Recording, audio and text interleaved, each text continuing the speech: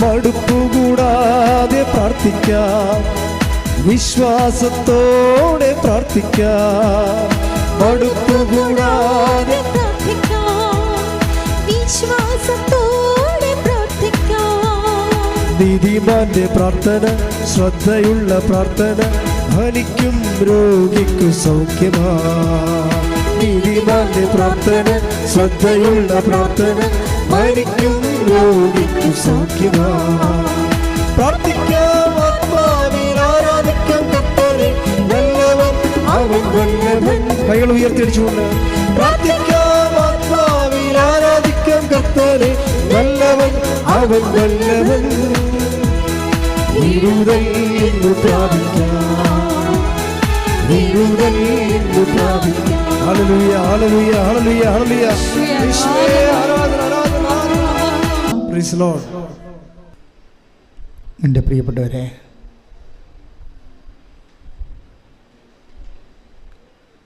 വിശ്വാസമെന്നത് ഒരു ബുദ്ധിപരമായ വ്യാപാരമാകാൻ എൻ്റെ സ്വാഭാവിക അവസ്ഥ അതാണ്. ഒരു ബുദ്ധിപരമായ വിനിമയമാണ് വിശ്വാസം.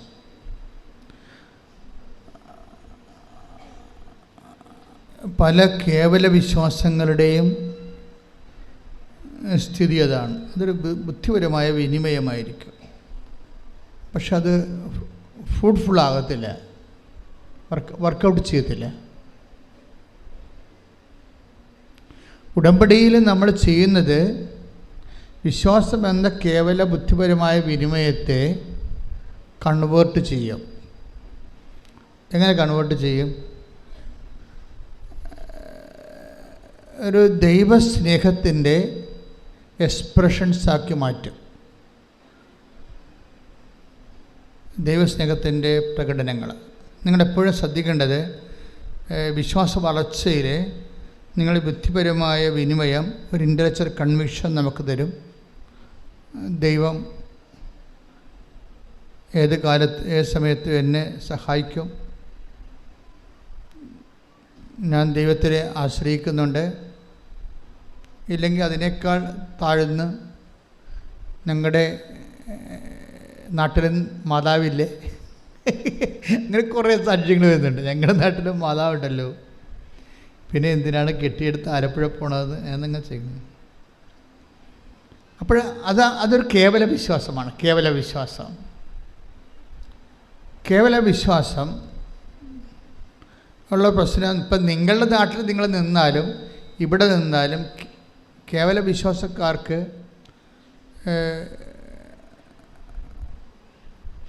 അത് ആക്ടിവേറ്റ് ആകത്തില്ല വിശ്വാസം. നമ്മൾ റീചാർജ് ചെയ്യാം, പക്ഷേ ആക്ടിവേറ്റ് ആകുന്നത് വേറെ ഒരു ഫങ്ഷനാണ് അല്ലേ. മൊബൈലിൽ നമുക്ക് റീചാർജ് ചെയ്യാൻ പറ്റും, പക്ഷേ ആക്ടിവേറ്റ് ആകുന്നത് വേറെ ഒരു ഫങ്ഷനാണ്. അതുപോലെ വി ക്യാൻ ഹാവ് ഫെയ്ത്ത്, പക്ഷേ ആ ഫെയ്ത്ത് ഒരു സാക്ഷ്യത്തിലേക്ക് പ്രവേശിക്കുന്നത് അതിൻ്റെ കണ്ടൻറ്റ് ബേസ് വേറെയാണ്. അതിൻ്റെ അകത്ത് സ്നേഹത്തിൻ്റെ എലമെൻറ്റ്സ് വേണം. ഉടമ്പടിയിൽ പുരോഗമിക്കുന്നുണ്ടെങ്കിൽ നിങ്ങൾ ഇൻട്രോസ്പെക്റ്റ് ചെയ്യേണ്ട ഒരു വിഷയം, എൻ്റെ ഫെയ്ത്ത് കണ്ടൻറ്റിൽ കണ്ടൻറ്റ് ഓഫ് ലവ് ഉണ്ടോ എന്ന് നോക്കണം. നമുക്ക് ആ വിഷയത്തിലൊക്കെ ആധ്യാത്മിക ജീവിതത്തിൽ ഇത്തിരി ബുദ്ധി ഉപയോഗിക്കുന്നത് തെറ്റൊന്നുമില്ല. ഞാൻ നിങ്ങളുടെ വിശ്വാസത്തിൽ കണ്ടൻറ്റ് ഓഫ് ലവ് ഉണ്ടോ ഇല്ലയെന്ന് നോക്കണം. എന്നിട്ട് അതിൻ്റെ കുറവാണ് പരിഹരിക്കേണ്ടത്. കുറവ് പരിഹരിച്ച് മാത്രമേ നമുക്ക് വിശ്വാസ പുരോഗതി പ്രാപിക്കാൻ പറ്റത്തുള്ളൂ. അല്ലെങ്കിൽ ഇങ്ങനെ സ്റ്റാറ്റസ് കോ മെയിൻറ്റെയിൻ ചെയ്ത് പോകും, തൽസ്ഥിതി നിലനിന്ന് പോകും. നമുക്കൊരു 10 ഡിഗ്രി ഫെയ്ത്ത് ഉണ്ട്, നമ്മളെങ്ങനെ തലകുത്തി പോയി. ഇപ്പോൾ നിങ്ങൾക്ക് അതിൻ്റെ അകത്ത് ഈ കൃപാസനത്തിൽ വന്ന് എൻ്റെ പേരിൽ രോഗികളെ ശുശ്രൂഷിക്കാം, വീട്ടിലെ സഹായം കൊടുക്കാം, അമ്മയെ സഹായിക്കാം, അല്ലെങ്കിൽ അപ്പനെ സഹായിക്കാം, പിന്നെ പാവപ്പെട്ടവരെ സഹായിക്കാം. പക്ഷേ ഇങ്ങനെയൊക്കെ സഹായിച്ചാലും ചില സമയത്ത് നിങ്ങളുടെ വിശ്വാസത്തിനൊരു വളർച്ച ഉണ്ടാകാൻ ചിലപ്പോൾ സാധ്യതയുണ്ടാകത്തില്ല. അതെന്തുകൊണ്ടാണ്? അത് നിങ്ങൾ ടെക്നിക്കലി ഫങ്ഷനിലായതുകൊണ്ടാണ്, സാങ്കേതികമായിട്ട് ഫങ്ഷനിലാകുന്നത് കൊണ്ടാണ്. സാങ്കേതികമായിട്ടല്ല എൻ്റെ അത് വരണത് ഇപ്പം നിങ്ങൾ രോഗികളെ കാണുന്നുണ്ടെങ്കിൽ, ഇപ്പോൾ ചിലരൊക്കെ എന്തുമാത്രം, അതായത് കൃപാസനത്തിൽ ഇത്രയും ദൈവാനുഗ്രഹം നിറഞ്ഞു നിൽക്കാൻ കാരണം ഉടമ്പടി എടുത്തവരെല്ലാവരും ലോകത്തിൻ്റെ എമ്പാടും പോയി ആശുപത്രികളിലും അനാഥാലയങ്ങളിലും ഹോസ്പിസുകളിലും അതുപോലെ കുടുംബങ്ങളിലുമൊക്കെ പോയി ആൾക്കാരെ ശുശ്രൂഷിക്കുകയും ഭക്ഷണം കൊടുക്കുകയും പണം കൊടുക്കുകയും അവിടെ നിന്ന് വസ്ത്രം കഴുകി കൊടുക്കുകയും അങ്ങനെ സൽപ്രവൃത്തികളുടെ ഒരു പ്രളയമാണ് ഈ ഉടമ്പടി അഴിച്ചുവിട്ടിരിക്കുന്നത്. അവരുടെ സൽപ്രവൃത്തികളുടെ ആസ്തി ആ ഉടമ്പടിയുടെ പൊതു ഖജനാവിലെ ടാപ്പ് ചെയ്യുന്നവർക്ക് ഈ കൃപാസനത്തിൻ്റെ പൊതു ദൈവാനുഗ്രഹം ലഭിക്കും. തീർച്ചയായിട്ടും അതുകൊണ്ടാണ് കൃപാസനത്തിലെ കാല് കുത്തുമ്പോഴൊക്കെ ചില ആൾക്കാർ അനുഗ്രഹിക്കപ്പെടുന്നെന്ന് പറഞ്ഞതിൻ്റെ കാരണം ഇതിൻ്റെ പൊതുവായിട്ടുള്ള ആധ്യാത്മികമായിട്ടുള്ള ആസ്തികളാണ്. എപ്പോഴും നമ്മൾ ശ്രദ്ധിക്കേണ്ട കാര്യം ഈ കാര്യത്തിൽ കുറച്ച് റീസണബിൾ ആകണം. ഒരു വൈകാരികം എന്നതിനേക്കാൾ ഉപരി ഫെയ്ത്ത് മുന്നോട്ട് വെക്കുന്ന ഒരു റീസണുണ്ട്. വിശ്വാസം മുന്നോട്ട് വെക്കുന്ന ഒരു റീസണുണ്ട്, യുക്തിയുണ്ട്. അത് ഒരു പക്ഷേ നമ്മൾ പറയുന്ന സെക്കുലർ യുക്തിയല്ല, അത് മരിയൻ യുക്തി എന്നാണ് ഞാൻ പറയേണ്ടത്. മരിയൻ റീസൺ അങ്ങനെ ഒരു സംഭവമാണ്, ആധ്യാത്മിക ജീവിതത്തിലുള്ള സംഭവമാണ് മരിയൻ റീസൺ. എന്താ മരിയൻ റീസൺ? അപ്പോൾ മരിയൻ റീസൺ എന്ന് പറയുമ്പോൾ, ഉദാഹരണത്തിന് അവർക്ക് വീഞ്ഞില്ല എന്ന് അമ്മ പറയുന്നു, ഈശോയോട് പറയുന്നു അല്ലേ. ഫസ്റ്റ് റെസ്പോൺസ് എന്താണ് ഈശോയുടെ ഫസ്റ്റ് റെസ്പോൺസ്? എന്താ? എനിക്ക് നിനക്കും എന്ത്. സെക്കൻഡ് റെസ്പോൺസ് എന്താണ്? എൻ്റെ സമയം ഇനിയും ആഗതമായിട്ടില്ല. അപ്പോൾ ഈ ഫസ്റ്റ് റെസ്പോൺസും സെക്കൻഡ് റെസ്പോൺസും ഉദ്ദേശിച്ച നെഗറ്റീവ് ആൻസറാണ് വരണത് അല്ലേ? നെഗറ്റീവ് അല്ലേ? ആ വിഷയം നടക്കത്തില്ലെന്ന് ഉറപ്പല്ലേ? Then why mother is waiting for the answer? പിന്നെ എന്തുകൊണ്ടാണ് അമ്മ നിൽക്കുന്നത്? അതാണ് വിഷയം. അതാണ് മരിയൻ റീസൺ എന്ന് പറയുന്നത്. എന്താണ്? അമ്മയ്ക്ക് വിശ്വാസത്തെക്കാളുപരി ഈശോയോട് സ്നേഹമുണ്ട്. ശ്രദ്ധിക്കട്ടെ. ഹല്ലേലൂയ. ഇത്രയും നേരം ഈശോ പറഞ്ഞതിൽ നിന്ന് എന്ത് മനസ്സിലായി? നമുക്ക് വിശ്വാസമുണ്ടാകാം, അത് കേവല വിശ്വാസമാണ്. ആ കേവല വിശ്വാസം ചില സമയത്ത് സാങ്കേതികമായിട്ട് പറഞ്ഞാൽ ഫങ്ഷനിലല്ലാതെ വരും. ഇപ്പം കേവല വിശ്വാസത്തിൻ്റെ കൂടെ എന്തുകൂടി ഉണ്ടാകണം? ഇപ്പം അമ്മ, അതായത് മരിയൻ റീസൺ എന്ന് പറയാം. എന്താ? ഇപ്പം എനിക്കും നിനക്കും എന്ത് എന്ന് അമ്മ ചോദിച്ചില്ലേ? It is nothing to with us, it is not our business. അപ്പോൾ ഈശോ അത് ഡിസോൺ ചെയ്ത് കളഞ്ഞേ അല്ലേ? അത് ആ വിഷയം ഇറ്റ് ഈസ് നോട്ട് അവേഴ്സ്, ആ വിഷയം നമ്മുടേതല്ല എന്നും പറഞ്ഞുകൊണ്ട് ഈശോ തള്ളിക്കളഞ്ഞ സംഭവമാണ്. രണ്ടാമത് എന്താണ്? അത് ഒന്ന് മാനുഷികം. ഈശോ പറഞ്ഞ രണ്ട് കാര്യങ്ങൾ, ഒന്ന് ദൈവികമായ ഇമ്പിഡിമെൻസ് ഉണ്ട്, മാനുഷികമായ ഇമ്പിഡിമെൻസും ഉണ്ട്, തടസ്സങ്ങളുണ്ട്. ഇപ്പോൾ മാനുഷികമായ എന്താണ്? അതിൽ എനിക്ക് നിനക്കൊന്നും ചെയ്യാനില്ല, അവരോട് വായ്പ വാങ്ങിക്കാൻ പറഞ്ഞാൽ മതി, അല്ലെങ്കിൽ അവരുടെ ബിസിനസ് കച്ചവടക്കാരൊക്കെ പോയി വിലക്ക് വാങ്ങിക്കാൻ പറഞ്ഞാൽ മതി. നത്തിങ് ടു വിത്ത് അസ്, ഈ വിഷയത്തിൽ നമുക്ക് റോളില്ല എന്ന് പറയും. അത് first reason over. Second reason എന്താണ്? സെക്കൻഡ് റീസൺ ദൈവികമാണ്. എന്താണത്? എൻ്റെ സമയം ഇനി സമ്മതമാണ്. അപ്പോൾ നമ്മൾക്ക് ദൈവത്തിന് ഉത്തരം തരണമെങ്കിൽ ചില സമയത്ത് രണ്ട് തടസ്സങ്ങൾ വരാൻ സാധ്യത ഉണ്ടാകും.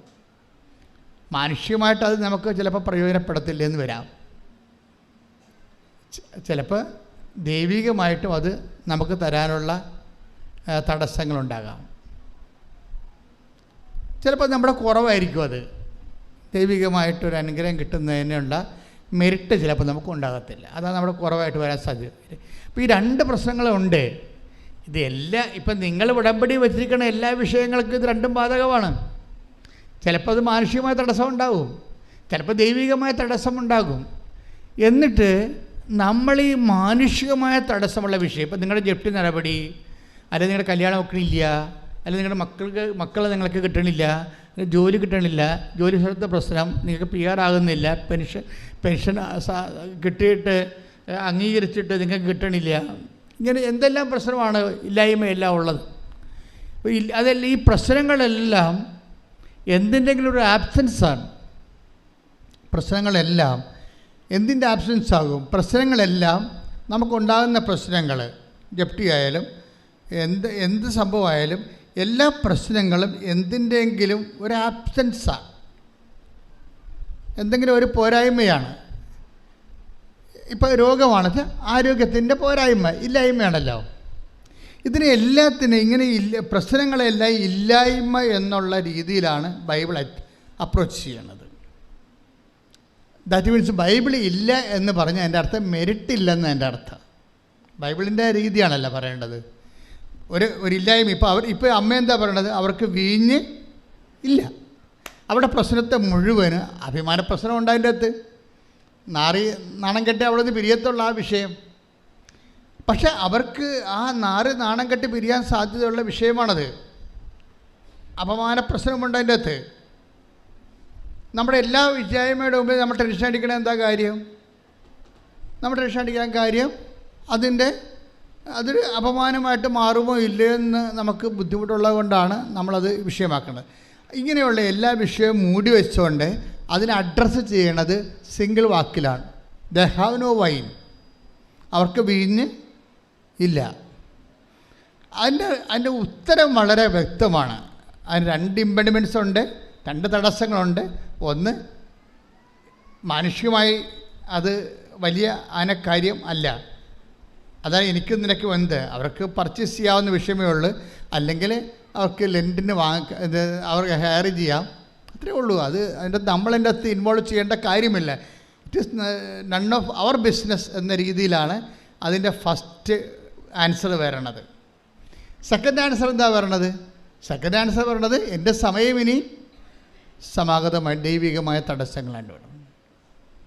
ദൈവികമായി നീ അത് നിനക്ക് സ്വീകരിക്കാനുള്ള സമയമായിട്ടില്ല.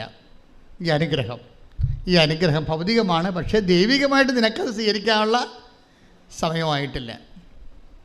അപ്പോൾ ഇങ്ങനെ 2 ഇമ്പഡിമെൻറ്റ്സ് വന്ന സ്വാഭാവികമായിട്ട് എന്താ പറയേണ്ടത്? ആ ഒരു പ്രെയറിനോട് ഗുഡ് ബൈ പറഞ്ഞ് ബുദ്ധിയും ബോധമുള്ളവർ പോകും. പക്ഷേ എന്തുകൊണ്ട് മറിയം എന്താ ചെയ്യണത്? മറിയം അതിനെ വെയിറ്റ് ചെയ്യുകയാണ്. എന്നിട്ട് മറിയം അതിനെ പരിശുദ്ധാത്മാവിൻ്റെ നിറവിൽ ഒരു പുതിയ പോംവഴി കണ്ടുപിടിക്കുകയാണ്.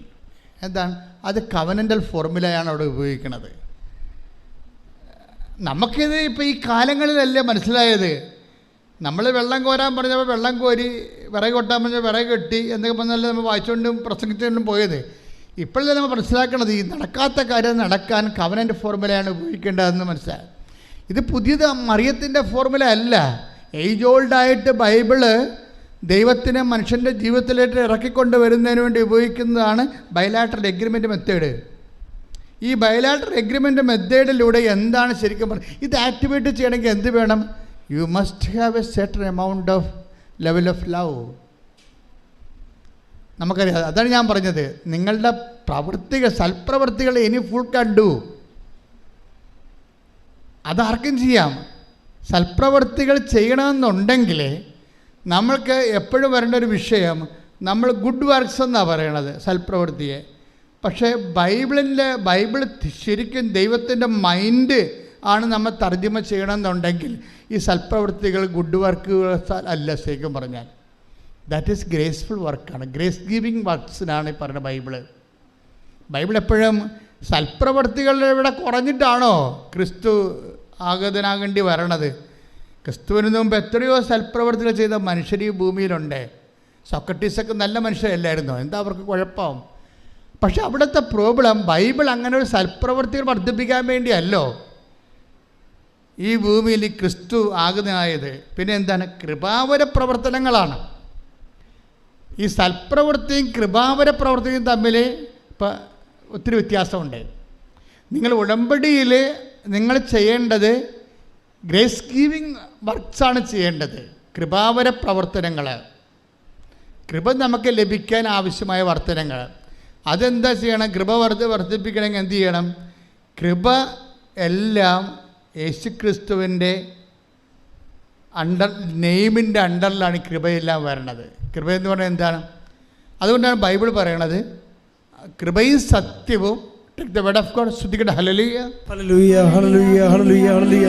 യേശുവേ നന്ദി. ഹല്ലേലൂയ, ഹല്ലേലൂയ, ഹല്ലേലൂയ. യോഹന്നാൻ 1:17. എന്തുകൊണ്ടെന്നാൽ പറഞ്ഞേ, എന്തുകൊണ്ടെന്നാൽ നിയമം മോശ വഴി നൽകപ്പെട്ടു, നിയമം മോശ വഴി നൽകപ്പെട്ടു, കൃപയും സത്യവുമാകട്ടെ യേശുക്രിസ്തു വഴി ഉണ്ടായി. യേശുക്രിസ്തു വഴി ഉണ്ടായി. ഇതിനകത്ത് ഒരു പ്രശ്നങ്ങൾ വരണമെന്ന് വെച്ച് കഴിഞ്ഞാൽ ഈ ഡിഗ്രീസ് ഓഫ് പെർഫെക്ഷനിൽ മോശയുടെ വചനവും ജീസസിൻ്റെ വചനവും തമ്മിലുള്ള ഒരു വ്യത്യാസം അതാണ്. മോസസിൻ്റെ വചനത്തിന് സാങ്കേതികമായ ദൈവത്തിൻ്റെ മനസ്സനുസരിച്ചുള്ള നിയമപരമായിട്ടുള്ള കാഴ്ചപ്പാടുകളാണ് കൈകാര്യം ചെയ്യണത്. കർത്താവിൻ്റെ വചനത്തിൽ അതല്ല. എന്താണ്? കൃപയും സത്യവുമാണ്. കൃപയും സത്യവും ആര് വഴി ഉണ്ടായി? ക്രിസ്തു വഴി ഉണ്ടായി. അപ്പോൾ അതെങ്ങനെയാണ് ഉണ്ടായതെന്ന് നമ്മൾ അറിയണം. ക്രിസ്തു വഴി ഉണ്ടായത്. ഉടമ്പടി ടാർഗറ്റ് ചെയ്യണത് സൽപ്രവൃത്തികളല്ല. നിങ്ങളെ കുറേ ആൾക്കാർ ചെയ്യണത് വെറും സൽപ്രവൃത്തികളാണ്. വെറും സൽപ്രവൃത്തികളെന്ന് വെച്ച് കഴിഞ്ഞാൽ ഇവിടുന്ന് കുറേ കാര്യങ്ങൾ പറഞ്ഞിട്ടുണ്ട്, അതനുസരിച്ച് കൊണ്ട് രോഗികളെ കാണുന്നു. കഴിഞ്ഞ ദിവസം ഞാൻ ഒരു സാക്ഷ്യം പറഞ്ഞത്, ഞാൻ ഓൾഡ് ഏജിൽ ഹോമിൽ പോയി ഒരു ദിവസം മുഴുവൻ നിന്ന് അവിടുത്തെ ഉടുപ്പെല്ലാം അലക്കി കൊടുത്തെന്ന് പറഞ്ഞു. പിന്നെ വേറൊരു ചേച്ചി സാക്ഷ്യം പറഞ്ഞത്, ഞാൻ ഓൾഡ് ഏജ് ഹോമിൽ പോയി നഖം വെട്ടി കൊടുത്തെന്ന് പറഞ്ഞു. It's okay, you are doing all this kind of things. ഇതെല്ലാം നല്ല സന്തോഷത്തിൽ ഇങ്ങനെ ചെയ്യുന്നുണ്ട്, സന്തോഷമുണ്ട്, നന്ദിയുണ്ട്. പക്ഷേ ഇതെല്ലാം സൽപ്രവൃത്തികളാണ്. ഈ സൽപ്രവൃത്തികളിൽ നിന്ന് നമുക്ക് കൃപ ഡ്രോൺ ചെയ്യണമെന്നുണ്ടെങ്കിൽ നിങ്ങൾക്ക് വേറെ ഒരു കാര്യം കൂടി വേണം. എന്താ വേണ്ടത്? കൃപ. സൽപ്രവൃത്തികളിൽ ഈ നിങ്ങൾ ചെയ്ത കാര്യങ്ങളെ ക്രിസ്തുവിനെ മാറ്റി നിർത്തിയും ചെയ്യാൻ പറ്റും. ലോകത്ത് എന്തുമാത്രം ആൾക്കാർ ചെയ്യുന്നുണ്ട് ഇല്ലേ? റോട്ടറി ക്ലബ്ബുകാരെ കണ്ണ് വരെ വെച്ച് കൊടുക്കുന്നുണ്ട് ഇല്ലേ? അപ്പം അങ്ങനെ എന്തോ ക്ലബ്ബുകാർ ചെയ്യുന്നുണ്ട്. നാട്ടിൽ എന്തുമാത്രം അയൽക്കൂട്ടങ്ങളും അതുപോലെ തന്നെ പല പലതരമുള്ള പാർട്ടി സംഘങ്ങളും ഒക്കെ പല കാര്യങ്ങളും മനുഷ്യർക്ക് വേണ്ടി ചെയ്യുന്നുണ്ട്. ഇതെല്ലാം സൽപ്രവൃത്തികളാണ്. പക്ഷേ ഒരു ക്രൈസ്റ്റ് സെൻട്രിക് ആയിട്ടുള്ള ഒരു ആധ്യാത്മികത ചര്യം അനുവർത്തിക്കുന്നവരെ കേവലം സൽപ്രവൃത്തികളല്ല നമ്മൾ ലക്ഷ്യം വെക്കുന്നത്, കൃപാവര പ്രവൃത്തികളാണ്. എന്താ കാര്യം? കൃപയും സത്യവും അവൻ വഴി ഉണ്ടായി. അപ്പം കൃപാവര സത്യങ്ങൾ, കൃപാവര പ്രവൃത്തികൾ ചെയ്യാൻ, ഇപ്പം സൽപ്രവൃത്തികളും കൃപാവര പ്രവൃത്തികളും നമ്മൾ വ്യത്യാസം എന്താ? സൽപ്രവൃത്തികൾ മനുഷ്യൻ്റെ പേരിലാണ് ചെയ്യണത്. ചിലർ നല്ല പേരെടുക്കാൻ ചെയ്യും, ചിലർ കൂടുതൽ വോട്ട് കിട്ടാൻ വേണ്ടി ചെയ്യും, ചിലത് ജനകീയ അടിത്തറ ഉണ്ടാക്കാൻ വേണ്ടി ചെയ്യും, ചിലത് അവരുടെ കള്ളത്തരങ്ങളെ പുറത്തറിയാൻ അവരുടെ ഒരു പുതിയൊരു ഫേസ് കാണിക്കാൻ വേണ്ടി സമൂഹത്തിന് വേറൊരു സംഭവം, അങ്ങനെ ഓരോരോ ലക്ഷ്യങ്ങളാണ് ഈ സൽപ്രവൃത്തികൾക്കുള്ളത്. പക്ഷെ കൃപാവര പ്രവൃത്തി അതല്ല. കൃപാവര പ്രവൃത്തി എന്ന് പറയണത് ക്രിസ്തുവിൻ്റെ നാമത്തിൽ ക്രിസ്തുവിന് വേണ്ടി മാത്രം മഹത്വം കൊടുത്തുകൊണ്ട് ചെയ്യണതാണ്. ക്രിസ്തുവിൻ്റെ നാമത്തിൽ ചെയ്യണം. അതിൻ്റെ 10% ഗ്ലോറി ക്രിസ്തുവിന് മാത്രമാണ്. അതുകൊണ്ടാണ് ബൈബിൾ പറയണത് വലത് കൈ ചെയ്യണത് ഇടത് കൈ അറിയരുത്. മനുഷ്യൻ അറിയരുതെന്നായി പറയണത്. മനുഷ്യന്മാർ അറിയരുതെന്നാണ് പറയണത്. പക്ഷേ മനുഷ്യന്മാർ അറിയുന്ന വെച്ചാൽ എല്ലാ കാര്യവും പാത്തും പതുങ്ങിയും ചെയ്യണമെന്നല്ല. മനുഷ്യനെ അറിഞ്ഞില്ലെങ്കിലും അറിയിക്കാൻ വേണ്ടി നിങ്ങളെ പ്രത്യേകിച്ച് മസിൽ പിടിക്കരുതെന്നതിൻ്റെ അർത്ഥം. ശ്രദ്ധിക്കട്ടെ. ഹല്ലേലൂയ. കേവല വിശ്വാസത്തിൽ നിന്ന് സൽപ്രവൃത്തികളിലേക്കും പിന്നെ കൃപാവര പ്രവൃത്തികളിലേക്കും സഭ വെളിപാടുകളുടെ പൂർണ്ണതയിലേക്ക് പോകുന്നത് കാലങ്ങൾ കൊണ്ടാണ്, ഒറ്റയടിക്കല്ല. ആദ്യകാലങ്ങളിൽ സഭയ്ക്ക് തോന്നിയത് കേവല വിശ്വാസം മാത്രം മതി എന്നാണ് തോന്നിയത്. ക്രിസ്തുവിലുള്ള കേവല വിശ്വാസം മാത്രം മതി. ഒരു മനുഷ്യന് അവന് റൈച്ചസ് ആകാൻ പറ്റും, നീതീകരിക്കപ്പെടാൻ പറ്റും. ഇപ്പം റോമ 3:28 എടുത്ത് സ്തുതിക്കട്ടെ. ഹല്ലേലൂയ, ഹല്ലേലൂയ, ഹല്ലേലൂയ, ഹല്ലേലൂയ, ഹല്ലേലൂയ. യേശുവേ നന്ദി, യേശുവേ സ്തുതി. ഹല്ലേലൂയ. റോമ 3:28 എന്തെന്നാൽ നിയമാനുഷ്ഠാനം കൂടാതെ തന്നെ വിശ്വാസത്താൽ മനുഷ്യൻ നീതീകരിക്കപ്പെടുന്നു എന്ന് നാം അനുമാനിക്കുന്നു. അപ്പോൾ ആദ്യകാലങ്ങളിലുള്ള കൺസെപ്റ്റ് വിശ്വാസം, ക്രിസ്തു എനിക്ക് വേണ്ടി പീഡ അനുഭവിച്ചു, എൻ്റെ പാപത്തിന് പരിഹാരം ചെയ്തു, ക്രിസ്തു അതുകൊണ്ട് തന്നെ ആ ക്രിസ്തുവിൻ്റെ പരിഹാരത്തെ വിശ്വസിച്ച് കഴിഞ്ഞാൽ തീർച്ചയായിട്ടും എനിക്ക് നിത്യരക്ഷ ലഭിക്കുമെന്നുള്ള ഇതിന് ഇനീഷ്യൽ ജസ്റ്റിഫിക്കേഷൻ എന്നാണ് പറയുന്നത്. പ്രാഥമിക നീതീകരണം. ഇപ്പോൾ കത്തോലിക്ക സഭയെ സംബന്ധിച്ചിടത്തോളം 50,000-ഓളമാണ് ആതുര കേന്ദ്രങ്ങളുള്ളത്. ഇത് മാത്രമാണ്. അതായത് നമ്മൾ എന്തുമാത്രം ആതുര സേവന കേന്ദ്രങ്ങളാണ് സഭയ്ക്കുള്ളത്.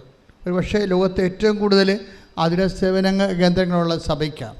അത് സഭ എന്താ ഫോളോ ചെയ്യണത്? സഭ ഫോളോ ചെയ്യണത് വിശ്വാസം മാത്രം പോരാ, പിന്നെ എന്താണ്, പ്രവൃത്തി കൂടി വേണം. അത് പറയാൻ കാരണം എന്താണ്? അത് സെൻറ്റ് പോൾ തന്നെ പിന്നീട് തീത്തോസിലേക്ക് വരുമ്പോൾ, തീത്തോസ് 3:8 എടുത്തേ. തീത്തോസ് 3:8 ഇപ്പറഞ്ഞത് സത്യമാണ്. ഈ പറഞ്ഞത് സത്യമാണ്. ദൈവത്തിൽ വിശ്വസിച്ചവർ സൽപ്രവൃത്തികൾ ചെയ്യുന്നതിൽ ജാഗരൂകരായിരിക്കാൻ വേണ്ടി ഇക്കാര്യങ്ങളിൽ നീ സമ്മർദ്ദം ചെലുത്തണം എന്ന് ഞാൻ ആഗ്രഹിക്കുന്നു. ഇവയെല്ലാം ശ്രേഷ്ഠവും മനുഷ്യർക്ക് പ്രയോജനകരവുമാണ്. അതിൻ്റെ പ്രശ്നത്തിൽ സൽപ്രവൃത്തികൾ ആദ്യം വിശ്വാസം മതി എന്ന് പറഞ്ഞ സെൻറ്റ് പോൾ തന്നെ കുറച്ച് കഴിയുമ്പോൾ മാറും. 10 കൊല്ലം കഴിയുമ്പോൾ മാറും. റോമാലേഖനം എഴുതി 56, ടൈറ്റസ് എഴുതി 66, 10 കൊല്ലം. 10 കൊല്ലത്തിന് ശേഷം കഴിയപ്പോൾ അദ്ദേഹത്തിന് മനസ്സിലായി വിശ്വാസം മാത്രം പോരാ, പിന്നെന്താണ്. അപ്പോൾ നമ്മൾ ദൈവത്തിൻ്റെ കാര്യങ്ങൾ അറിയണത് ദൈവത്തിലിങ്ങനെ ജീവിക്കുന്ന അനുസരിച്ച് ക്രൊണോളജിക്കലായിട്ട് നമ്മൾ ജീവിച്ച് വരുമ്പോഴല്ലേ ദൈവം ഓരോരോ കാര്യം നമുക്ക് വെളിപ്പെടുത്തി വെളിപാടിൻ്റെ പൂർണ്ണതയിലേക്ക് നമ്മളെ കൊണ്ടുവരണേ. അങ്ങനെ വരാൻ കാരണം എന്താണെന്ന് വെച്ച് കഴിഞ്ഞാൽ, ഇപ്പോൾ AD 56 വിശ്വാസം, ഒരാൾ നീതീകരിക്കപ്പെടുന്നത്, നിത്യരക്ഷ പ്രാപിക്കുന്നത് അയാൾ വിശ്വാസം മൂലമാണെന്ന് മതി. പക്ഷേ അതിനിടയ്ക്ക് യാക്കോബ് ഒരു 5 കൊല്ലം കഴിഞ്ഞപ്പോൾ യാക്കോബ് പറഞ്ഞ് ഇത് നടക്കുമെന്ന് തോന്നുന്നില്ല. യാക്കോബ് ഒരു 60 ആയപ്പോൾ, AD 56 റോമാലേഖനം എഴുതുന്ന 60 ആയപ്പോൾ യാക്കോബ് പറഞ്ഞ് അത് പ്രവൃത്തി വേണമെന്ന് പറഞ്ഞ്. അങ്ങനെയാണ് സൽപ്രവൃത്തി വരണത്.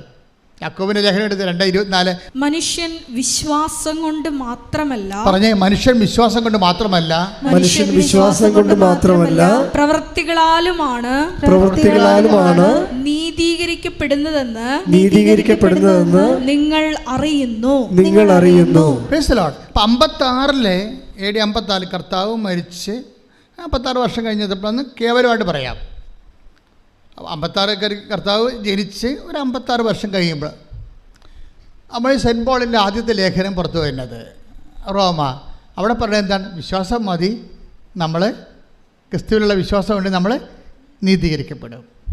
അപ്പോസ്തലന്മാരുടെ ഇടയിൽ ചർച്ചയായി. പിന്നെ ജെറുസലേം സൂനദോസ് തുടങ്ങാൻ നേരത്ത് സൂനദോസിൻ്റെ ഇടയ്ക്ക് കൃത്യമായ ഐഡിയ കിട്ടാൻ വേണ്ടി യാക്കോബ്, കർത്താവിൻ്റെ സഹോദരൻ യാക്കോബ് പറഞ്ഞു, വിശ്വാസം മാത്രം പോരാ, സിനഗോഗ് ശ്രദ്ധിക്കണം. ജെറുസലേം സൂനദോസ് നടന്നുകൊണ്ടിരിക്കണം ആദ്യത്തെ. അപ്പോൾ നിങ്ങൾ അവിടെയാണ് യാക്കോബ് അഡ്രസ്സ് ചെയ്യണത്. വിശ്വാസം മാത്രം പോരാ, മറിച്ച് എന്ത് വേണം? പ്രവൃത്തി വേണം. യാക്കോബിൻ്റെ ഈ ലേഖനമാണ് ലോകത്തെ മാറ്റിക്കളഞ്ഞത്.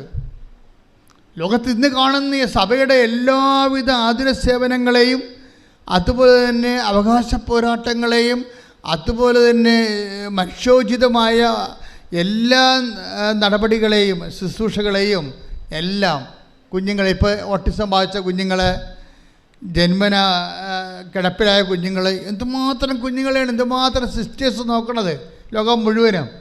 അതെല്ലാം കാര്യം ഈ യാക്കോബിൻ്റെ ലേഖനമാണ്. യാക്കോബിൻ്റെ ലേഖനം എന്ന് പറയുന്നത് വല്ലാത്തൊരു ലേഖനമായിപ്പോയി.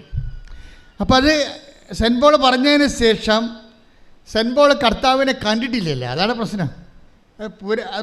അതിനുശേഷം പക്ഷെ കർത്താവിൻ്റെ കൂടെ നടന്ന ആളാണ് യാക്കോബ്. യാക്കോബ് കർത്താവിന് മൈൻഡ് റീഡ് ചെയ്തിരിക്കുക ചെയ്തേച്ച് പറഞ്ഞ് പ്രവൃത്തിയില്ലാതെ വിശ്വാസം നീതീകരിക്കപ്പെടത്തില്ല എന്ന് പറയും. ജസ്റ്റിഫൈ ആകത്തില്ല. നിത്യരക്ഷ പ്രാപിക്കണേ പ്രവൃത്തി വേണം. അതുകൊണ്ട് യാക്കോബ് 5 കൊല്ലം സെൻറ്റ് പോളിൻ്റെ ലേഖനം കഴിഞ്ഞ് 5 കൊല്ലം കഴിഞ്ഞപ്പോൾ 60 പറയും. അതൊന്നിട്ട് വായിച്ച് യാക്കോബ് 2:24 ശ്രുതികണ്ട ഹല്ലേലൂയ. വിശ്വാസം കൊണ്ട് മാത്രമല്ല, പറഞ്ഞേ, വിശ്വാസം കൊണ്ട് മാത്രമല്ല പ്രവൃത്തികളാലുമാണ് നീതീകരിക്കപ്പെടുന്നതെന്ന് നിങ്ങൾ അറിയുന്നു. അപ്പോൾ ജെറുസലേം സൂര്യദോസിൽ നിലപാട് കൃത്യമായി. അപ്പോൾ യാക്കോബ് പൗലോസ് അപ്പോസ്തലനും മനസ്സിലായി സഭയുടെ കറക്റ്റ് നിലപാട്. അപ്പോൾ പൗലോസ് അപ്പോസ്തലനും മനസ്സിലായി പ്രവൃത്തിയാണ് മൂലമാണ് വിശ്വാസം നീതീകരിക്കപ്പെടുന്നത്. അപ്പോൾ പിന്നീട് 5 കൊല്ലം കഴിഞ്ഞപ്പോഴാണ് ടൈറ്റസൻ ലേഖനം എഴുതുന്നത്. 5 കൊല്ലം കഴിയുമ്പോൾ ടൈറ്റസൻ ലേഖനം എഴുതുമ്പോൾ, തീത്തോസിൻ്റെ ലേഖനം എഴുതുമ്പോൾ സെൻറ്റ് പോൾ പറയും, എന്താ പറഞ്ഞിരിക്കുന്നത്? 3:8 ശ്രുതികട ഹല്ലേലൂയ.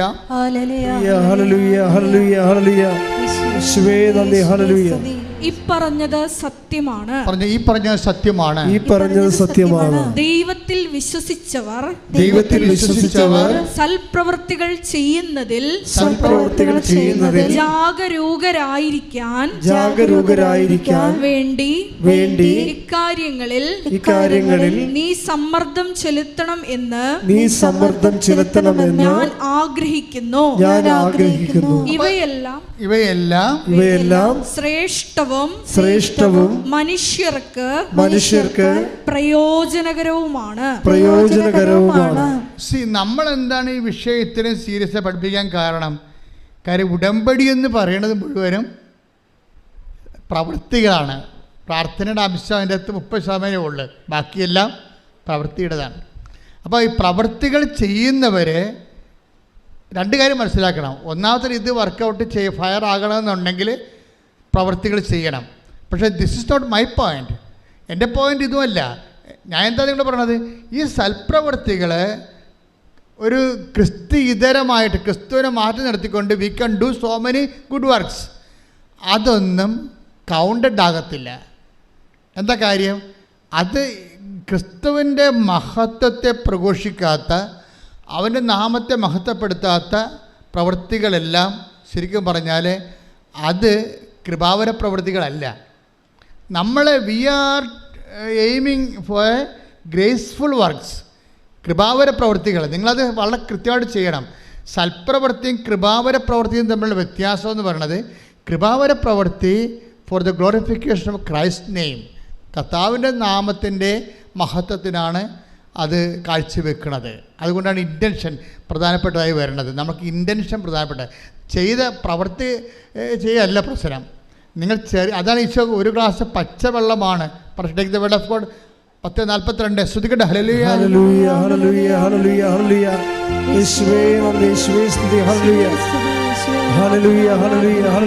മത്തായി 10:42 ഈ ചെറിയവരിൽ ഒരുവന് ശിഷ്യന് എന്ന നിലയിൽ ഒരു പാത്രം വെള്ളമെങ്കിലും കൊടുക്കുന്നവന് പ്രതിഫലം ലഭിക്കാതിരിക്കുകയില്ലെന്ന്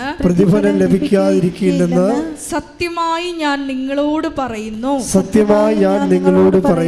ഇവിടെ പ്രശ്നം എന്തുമാത്രം വലിയ കാര്യങ്ങൾ ചെയ്തു എന്നല്ല, ചെറിയ കാര്യങ്ങൾ പോലും ചെയ്താൽ അത് കൗണ്ടാകണത് അത് കൃപാവര പ്രവൃത്തി ആയതുകൊണ്ടാണ്. മനസ്സിലായോ?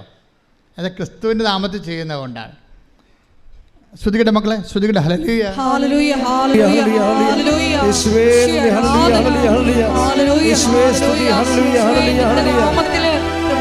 പ്രവൃത്തികൾ ചെയ്ത് കൃപയാൽ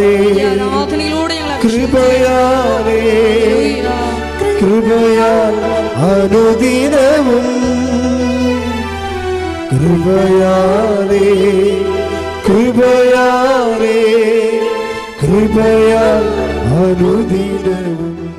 Take the word of God.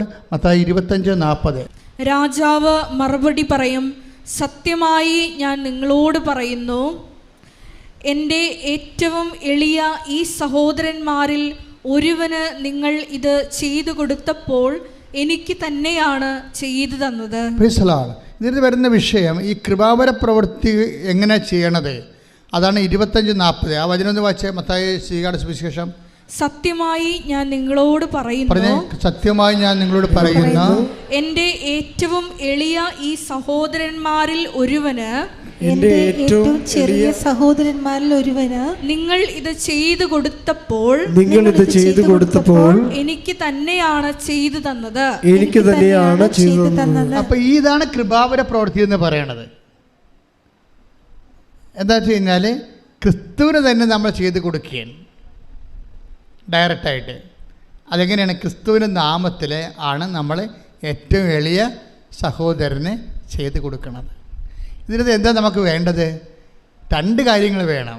എന്ത് വേണം? ക്രിസ്തുവിനോടുള്ള സ്നേഹം വേണം, ആ സഹോദരനോടുള്ള സ്നേഹം വേണം. രണ്ട് സംഭവം വേണം. വിശ്വാസം മാത്രം പോരാ. രണ്ട് കാര്യം, കൃപാവര പ്രവർത്തിക്ക് രണ്ട് കാര്യം വേണം. എന്തൊക്കെ വേണം?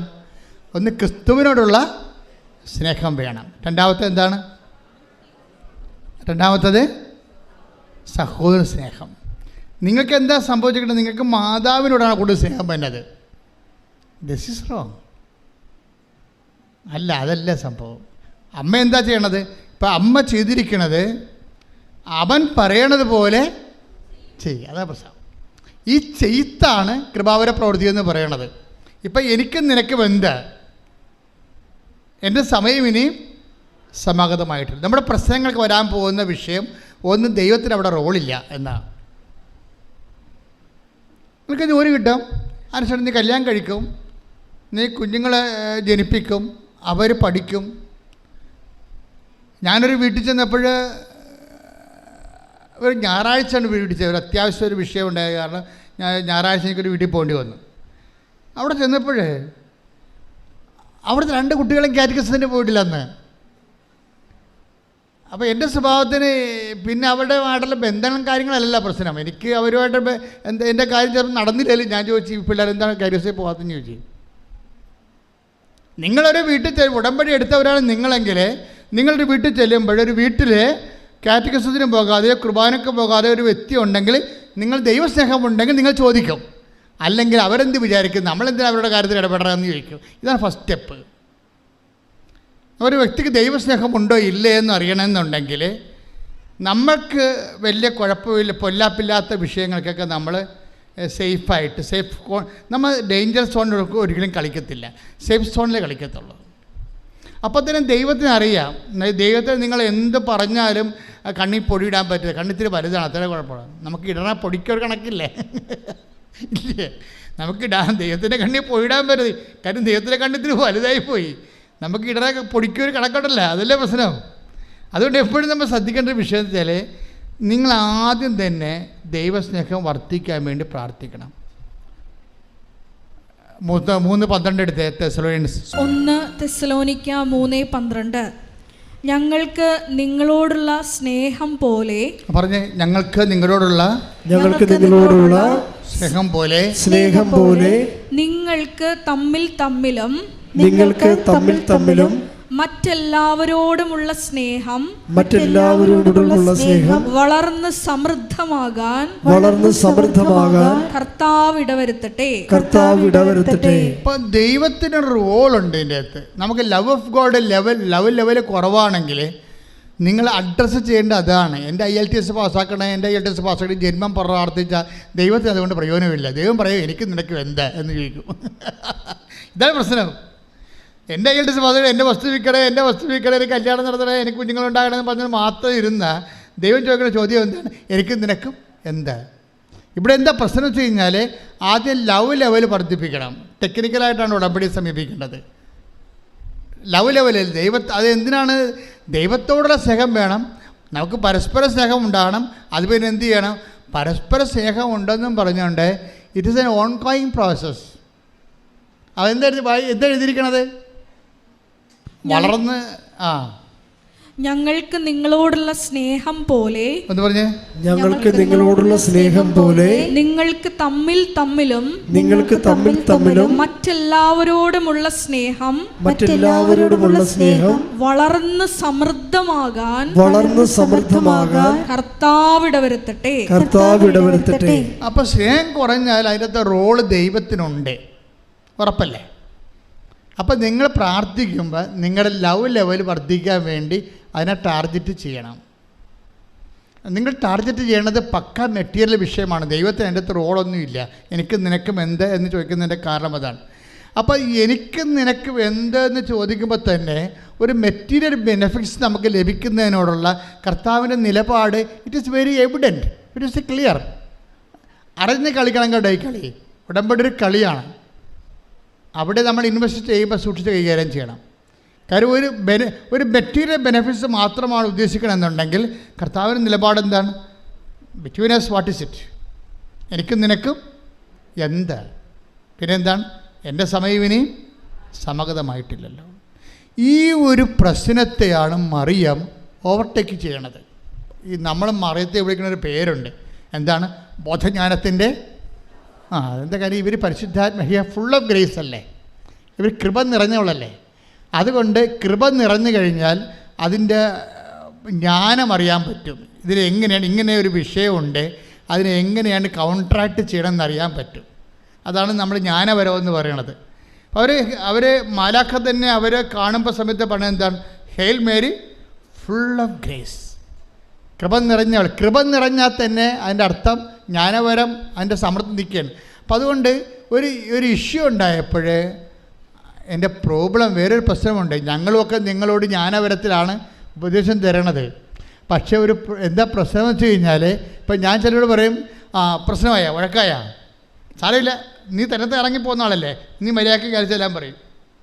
ഞാൻ എത്ര പറയത്തുള്ളൂ. പിന്നെ ആ ചാപ്റ്റർ ക്ലോസ് ചെയ്ത് കളയും. കാരണം അൾത്താറയിൽ 2 മിനിറ്റല്ലേ കിടത്തുള്ളൂ. അപ്പോൾ ഇവിടെ തന്നത്തെ ഇറങ്ങിപ്പോയാണെന്ന് എനിക്കറിയത്തില്ല. കർത്താവ് എന്നോട് പറയും ഇവിടെ തന്നത്തെ ഇറങ്ങിപ്പോകുന്നതാണ് വഴക്കുണ്ടാക്കിയത്. അപ്പോൾ അത് ഞാൻ പറയും, നീ തന്നത്തെ ഇറങ്ങിപ്പോയ ആളല്ലേ, നീ തന്നെ പോയിക്കൊള്ളാൻ പറയും, നീ തന്നെ റെസെറ്റ് ചെയ്യാൻ പറയും. പക്ഷേ ഇവിടെ ജന്മം കൊണ്ട് പോകത്തില്ല. കാര്യം ഇവർക്ക് ചമ്മലല്ലേ. കാര്യം ഇവിടെ തന്നത്തെ ഇറങ്ങിപ്പോയതാണ്. അപ്പം നമ്മളവിടെ എളിമപ്പെടണം. എളിമപ്പെട്ടിട്ട് സോറി പറയാൻ ബാധ്യസ്ഥമാണ്. പക്ഷേ ഈ അഹങ്കാരം ഹുങ്ക് പിടിച്ച സാധനം ഈ ജന്മത്തെ സോറി പറയത്തില്ല. കാരണം മർക്കടം മുട്ടിയാണ്. കുരങ്ങിൻ്റെ പരിപാടി അതാണ്. അകത്ത് ശർക്കര പോയി കഴിഞ്ഞാൽ ആൾക്കാർ നമ്മളെ തല്ലിക്കൊല്ലാൻ വേണ്ടി വരുമ്പോഴും ആ ശർക്കര ഒന്നും വിടത്തില്ല ഒരിക്കലും. അതാണ് മർക്കടം മുട്ടി എന്ന് പറയുന്നത്. പണ്ട് കുരങ്ങനെ പിടിക്കുന്ന പരിപാടി അങ്ങനെ ഇടുന്നില്ല. തൊണ്ണെന്ന് പറഞ്ഞതിൻ്റെ കരിക്ക് തുളച്ച് അതിൻ്റെ അകത്ത് ശർക്കര കൊണ്ടിട്ട് വെക്കും. അപ്പോൾ കുരങ്ങ് വന്ന് വെച്ച് ഇതിൻ്റെ അകത്ത് കൈയിടും. കൈയിട്ട് കഴിയുമ്പോൾ ശർക്കരക്കരി പിടിക്കും. അപ്പോഴേ പിടിക്കുന്ന സമയത്ത് ആൾക്കാർ കുരങ്ങനെ പിടിക്കാൻ വേണ്ടി കുരങ്ങ് രസായത്തിന് വടിയും കൊണ്ട് വരും. അപ്പോൾ പക്ഷേ കുരങ്ങ് വിട്ട് കൊടുക്കത്തില്ല. ആ ശർക്കരന്ന് വിടത്തില്ലവൻ. മര്യാദക്കാവും ബുദ്ധിപൂർവ്വം ഒരു വിവേകം ഉണ്ടെങ്കിൽ ആ കൈ വിട്ടാൽ ഊരിക്കൊണ്ട് പോകാൻ പറ്റും. പക്ഷേ പാവപ്പെട്ട വിടത്തില്ല. ഇങ്ങനെ മർക്കട മുട്ടിയോടുകൂടി തമ്മിൽ തല്ലി തലകീറി മക്കളെ വഴിയാധാരമാക്കി മരിച്ചുപോയ മനുഷ്യർ എന്തുമാത്രമാണ്.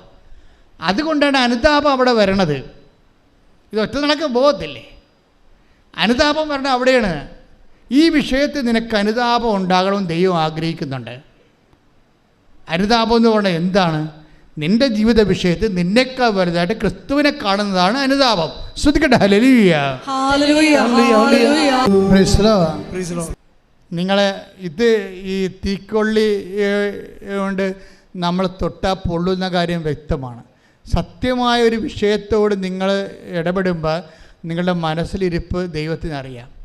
അതുകൊണ്ട് നിങ്ങൾ ആദ്യമേ തന്നെ ഒരു ധാരണയിലെത്തണം നല്ലതാണ്. ക്രിസ്തുവേ, ഉടമ്പടിക്കാലം കഴിഞ്ഞാലും അങ്ങയുടെ ചൈതന്യത്തിൽ ഞാൻ ജീവിക്കും. നാട്ടുകാരെ ബോധിപ്പിക്കാനല്ലെങ്കിലും അങ്ങയുടെ ചൈതന്യത്തിൽ ഞാൻ ജീവിക്കും. പല ആൾക്കാരും ഇന്ന് അവിടെ അവിശ്വാസം നിലനിർത്തുന്നത് നാട്ടുകാരെ ബോധിപ്പിക്കാനാണ്. ഇപ്പം എന്നെ പള്ളിയിൽ അടക്കണ്ട എന്നൊക്കെ ഒരു സമയത്ത് സ്റ്റൈൽ ആൻഡ് സ്റ്റാൻഡേർഡായിട്ട് എന്തുമാത്രം മനുഷ്യർ പറയും. അങ്ങനെ പറയുമ്പോൾ അവർ ഉദ്ദേശിക്കണ എന്താ? ഒന്നെങ്കിൽ അവർ സാഹിത്യകാരന്മാരായിരിക്കും, അല്ലെങ്കിൽ അവർ രാഷ്ട്രീയക്കാരായിരിക്കും, അല്ലെങ്കിൽ അവർ സിനിമ നടന്മാരായിരിക്കും. എന്നാൽ ബഹുജനങ്ങളുടെ പിന്തുണ വേണമെന്ന് ആഗ്രഹിക്കുന്നവരായിരിക്കും. എനിക്ക് ഈ വിശ്വാസ സമൂഹത്തിൻ്റെ പിന്തുണ മാത്രം പോരാ, എനിക്ക് ബഹുജനങ്ങളുടെ മുഴുവൻ പിന്തുണ വേണമെന്ന് ഉദ്ദേശിക്കുന്നവർ എന്തു ചെയ്യും? ആദ്യത്തെ അവർക്ക് തള്ളി പറയാൻ പറ്റുന്നത് ദൈവത്തെയാണ്. ദൈവത്തെ തള്ളി പറഞ്ഞുകൊണ്ട് ന്യൂട്രലായിട്ട് നിൽക്കും. സിനിമ നടന്മാരൊക്കെ ന്യൂട്രലായിട്ട് നിൽക്കുന്നവരുണ്ട്. അവിടെ ഉള്ളിൽ വിശ്വാസമുണ്ട്, പക്ഷേ തള്ളി പറഞ്ഞാൽ പടം കിട്ടത്തില്ല. അതുകൊണ്ട് അവരവിടെ നിൽക്കും. പാട്ടുകാരങ്ങനെ ഉണ്ട്, അതുപോലെ തന്നെ രാഷ്ട്രീയക്കാരങ്ങനെ ഉണ്ട്, ന്യൂട്രലായിട്ട് നിൽക്കും അവർ. ക്രിസ്തുവിനെ ഏറ്റുപറയുന്ന ഒരു മനുഷ്യൻ്റെ ദുരന്തത്തിൽ, ആധ്യാത്മിക ദുരന്തത്തിൻ്റെ ഏറ്റവും വലുത് ക്രിസ്തുവിനെ അവന് പ്രഘോഷിക്കാൻ പറ്റാത്തൊരവസ്ഥ അവൻ തന്നെ സൃഷ്ടിക്കുന്നതാണ്. ശ്രദ്ധിക്കട്ടെ. ഹല്ലേലൂയ. ഈ സൽപ്രവൃത്തികളുടെയും നീതീകരണത്തിൻ്റെയൊക്കെ ഒരു വിഷയം എന്ന് പറയണത് ഇത് ഏതെങ്കിലും ഒക്കേഷനിൽ ചെയ്തു വരണ സംഭവമല്ല. ഇത് നിത്യത വരെ ചെയ്തുകൊണ്ട് പോകുന്ന കാര്യമാണ്. ഇത് ഓൺഗോയിങ് ജസ്റ്റിഫിക്കേഷൻ എന്ന് പറയും. എന്ന് വെച്ച് കഴിഞ്ഞാൽ ഒരു തുടർ നീതീകരണ പ്രക്രിയ. അദ്ദേഹം പറയുകയാണ്, എവിടെയാണ് ഇത്? നമുക്ക് IELTS പാസ്സായ പോരാ, കാനഡയിൽ പോകാനേ പറ്റത്തുള്ളൂ. കാനഡ കഴിഞ്ഞ രാജ്യങ്ങളുണ്ട്, അതിൻ്റെ പേര് ദൈവരാജ്യം എന്നാണ്. ശ്രദ്ധിക്കട്ടെ, ഹല്ലേലൂയ. അവസാന നീതീകരണം ലഭിക്കണവരെ ഒരു ആത്മാവ് അസ്വസ്ഥമായിരിക്കും. സത്യമായ ദൈവത്തെ കണ്ടെത്തിയ മനുഷ്യർ അവസാനത്തെ നീതീകരണം കിട്ടുന്നത് എപ്പോഴാണ്? 25:34. അനന്തരം രാജാവ് തന്റെ വലതുഭാഗത്തുള്ളവരോട് അരുളി ചെയ്യും, എന്റെ പിതാവിനാൽ അനുഗ്രഹിക്കപ്പെട്ടവരെ വരുവിൻ. ലോകസ്ഥാപനം മുതൽ നിങ്ങൾക്കായി സജ്ജമാക്കിയിരിക്കുന്ന രാജ്യം അവകാശപ്പെടുത്തുവിൻ. ഇതാണ് ലാസ്റ്റ് ജസ്റ്റിഫിക്കേഷൻ. നിങ്ങൾക്കായി ഒരുക്കിയിരിക്കുന്ന രാജ്യം അവകാശപ്പെടുത്താൻ പറയണത് വരെ we are in the process of justification. നീതികണ്ഠത്തിൻ്റെ പ്രോസസ്സാണ്. അച്ഛൻ എന്താ ഇങ്ങനെ പറയണമെന്ന് ചോദിച്ചു കഴിഞ്ഞാൽ, നിങ്ങളൊരു ഒക്കേഷണൽ ജസ്റ്റിഫിക്കേഷന് വേണ്ടി കുറച്ച് സൽപ്രവർത്തികൾ ഇപ്പം ചെയ്യുകയാണ്. ഇതിനകത്ത് വരുന്നവർ ഇതുകൊണ്ട് ഉടമ്പടി ലാഗ് ചെയ്യണതിൻ്റെ കാരണം, 1, നിങ്ങൾ ഇതുകൊണ്ട് അവസാനിപ്പിക്കാൻ പോകുന്ന ദൈവത്തിന് അറിയാം. 2, നിങ്ങളിത് ചെയ്യണ ദൈവസ്നേഹത്തോടെ അല്ല. അപ്പം പിന്നെ ഇതിന് ഓവർകം ചെയ്യാനുള്ള മാർഗം എന്താണ്? ദൈവത്തോട് നേരത്തെ മുൻകൂർ ജാമ്യം പറയണം, ഞാൻ ഇതുകൊണ്ട് ക്രിസ്തീയ ജീവിതം അവസാനിപ്പിക്കത്തില്ല, ഞാൻ ദൈവസ്നേഹത്തോട് മാത്രമേ എൻ്റെ ജീവിതം ചെയ്യത്തുള്ളൂ. പക്ഷേ ഇങ്ങനെ നൗ ആൻഡ് ദെൻ ആയിട്ടൊരു വ്യക്തിക്ക് അത് ഐഡിയലല്ല. നൗ ആൻഡ് ദെൻ, അപ്പോഴും ഇപ്പോഴൊക്കെ ആയിട്ട് കുറച്ച് സൽപ്രവർത്തികൾ ചെയ്ത് അത് ഫങ്ഷനായിട്ട് മാറ്റാം. പക്ഷേ മിഷനായിട്ടാണിത് വരേണ്ടത്. എന്താ കാര്യം വെച്ച് കഴിഞ്ഞാൽ, നാം ഇപ്പം ക്രിസ്തീയ ജീവിതം യോഹന്നാന്റെ സുവിശേഷം 14:15 എടുത്ത് ശ്രദ്ധിക്കട്ടെ. ഹല്ലേലൂയ, ഹല്ലേലൂയ, ഹല്ലേലൂയ, ഹല്ലേലൂയ, ഹല്ലേലൂയ. യേശുവേ നന്ദി, ഹല്ലേലൂയ, ഹല്ലേലൂയ. യേശുവേ സ്തുതി, ഹല്ലേലൂയ. 14:15. യോഹന്നാൻ 14:15. നിങ്ങൾ എന്നെ സ്നേഹിക്കുന്നുവെങ്കിൽ, നിങ്ങൾ എന്നെ സ്നേഹിക്കുന്നുവെങ്കിൽ എന്റെ കൽപ്പന പാലിക്കും. അടുത്ത വചനം വായിച്ചേ. ഞാൻ പിതാവിനോട് അപേക്ഷിക്കുകയും എന്നേക്കും നിങ്ങളോട് കൂടെ ആയിരിക്കാൻ മറ്റൊരു സഹായകനെ അവിടുന്ന് നിങ്ങൾക്ക് തരികയും ചെയ്യും. അപ്പോൾ 1, ഈ കാര്യങ്ങളെല്ലാം 14:15 അനുസരിച്ചാണ് ചെയ്യേണ്ടത്.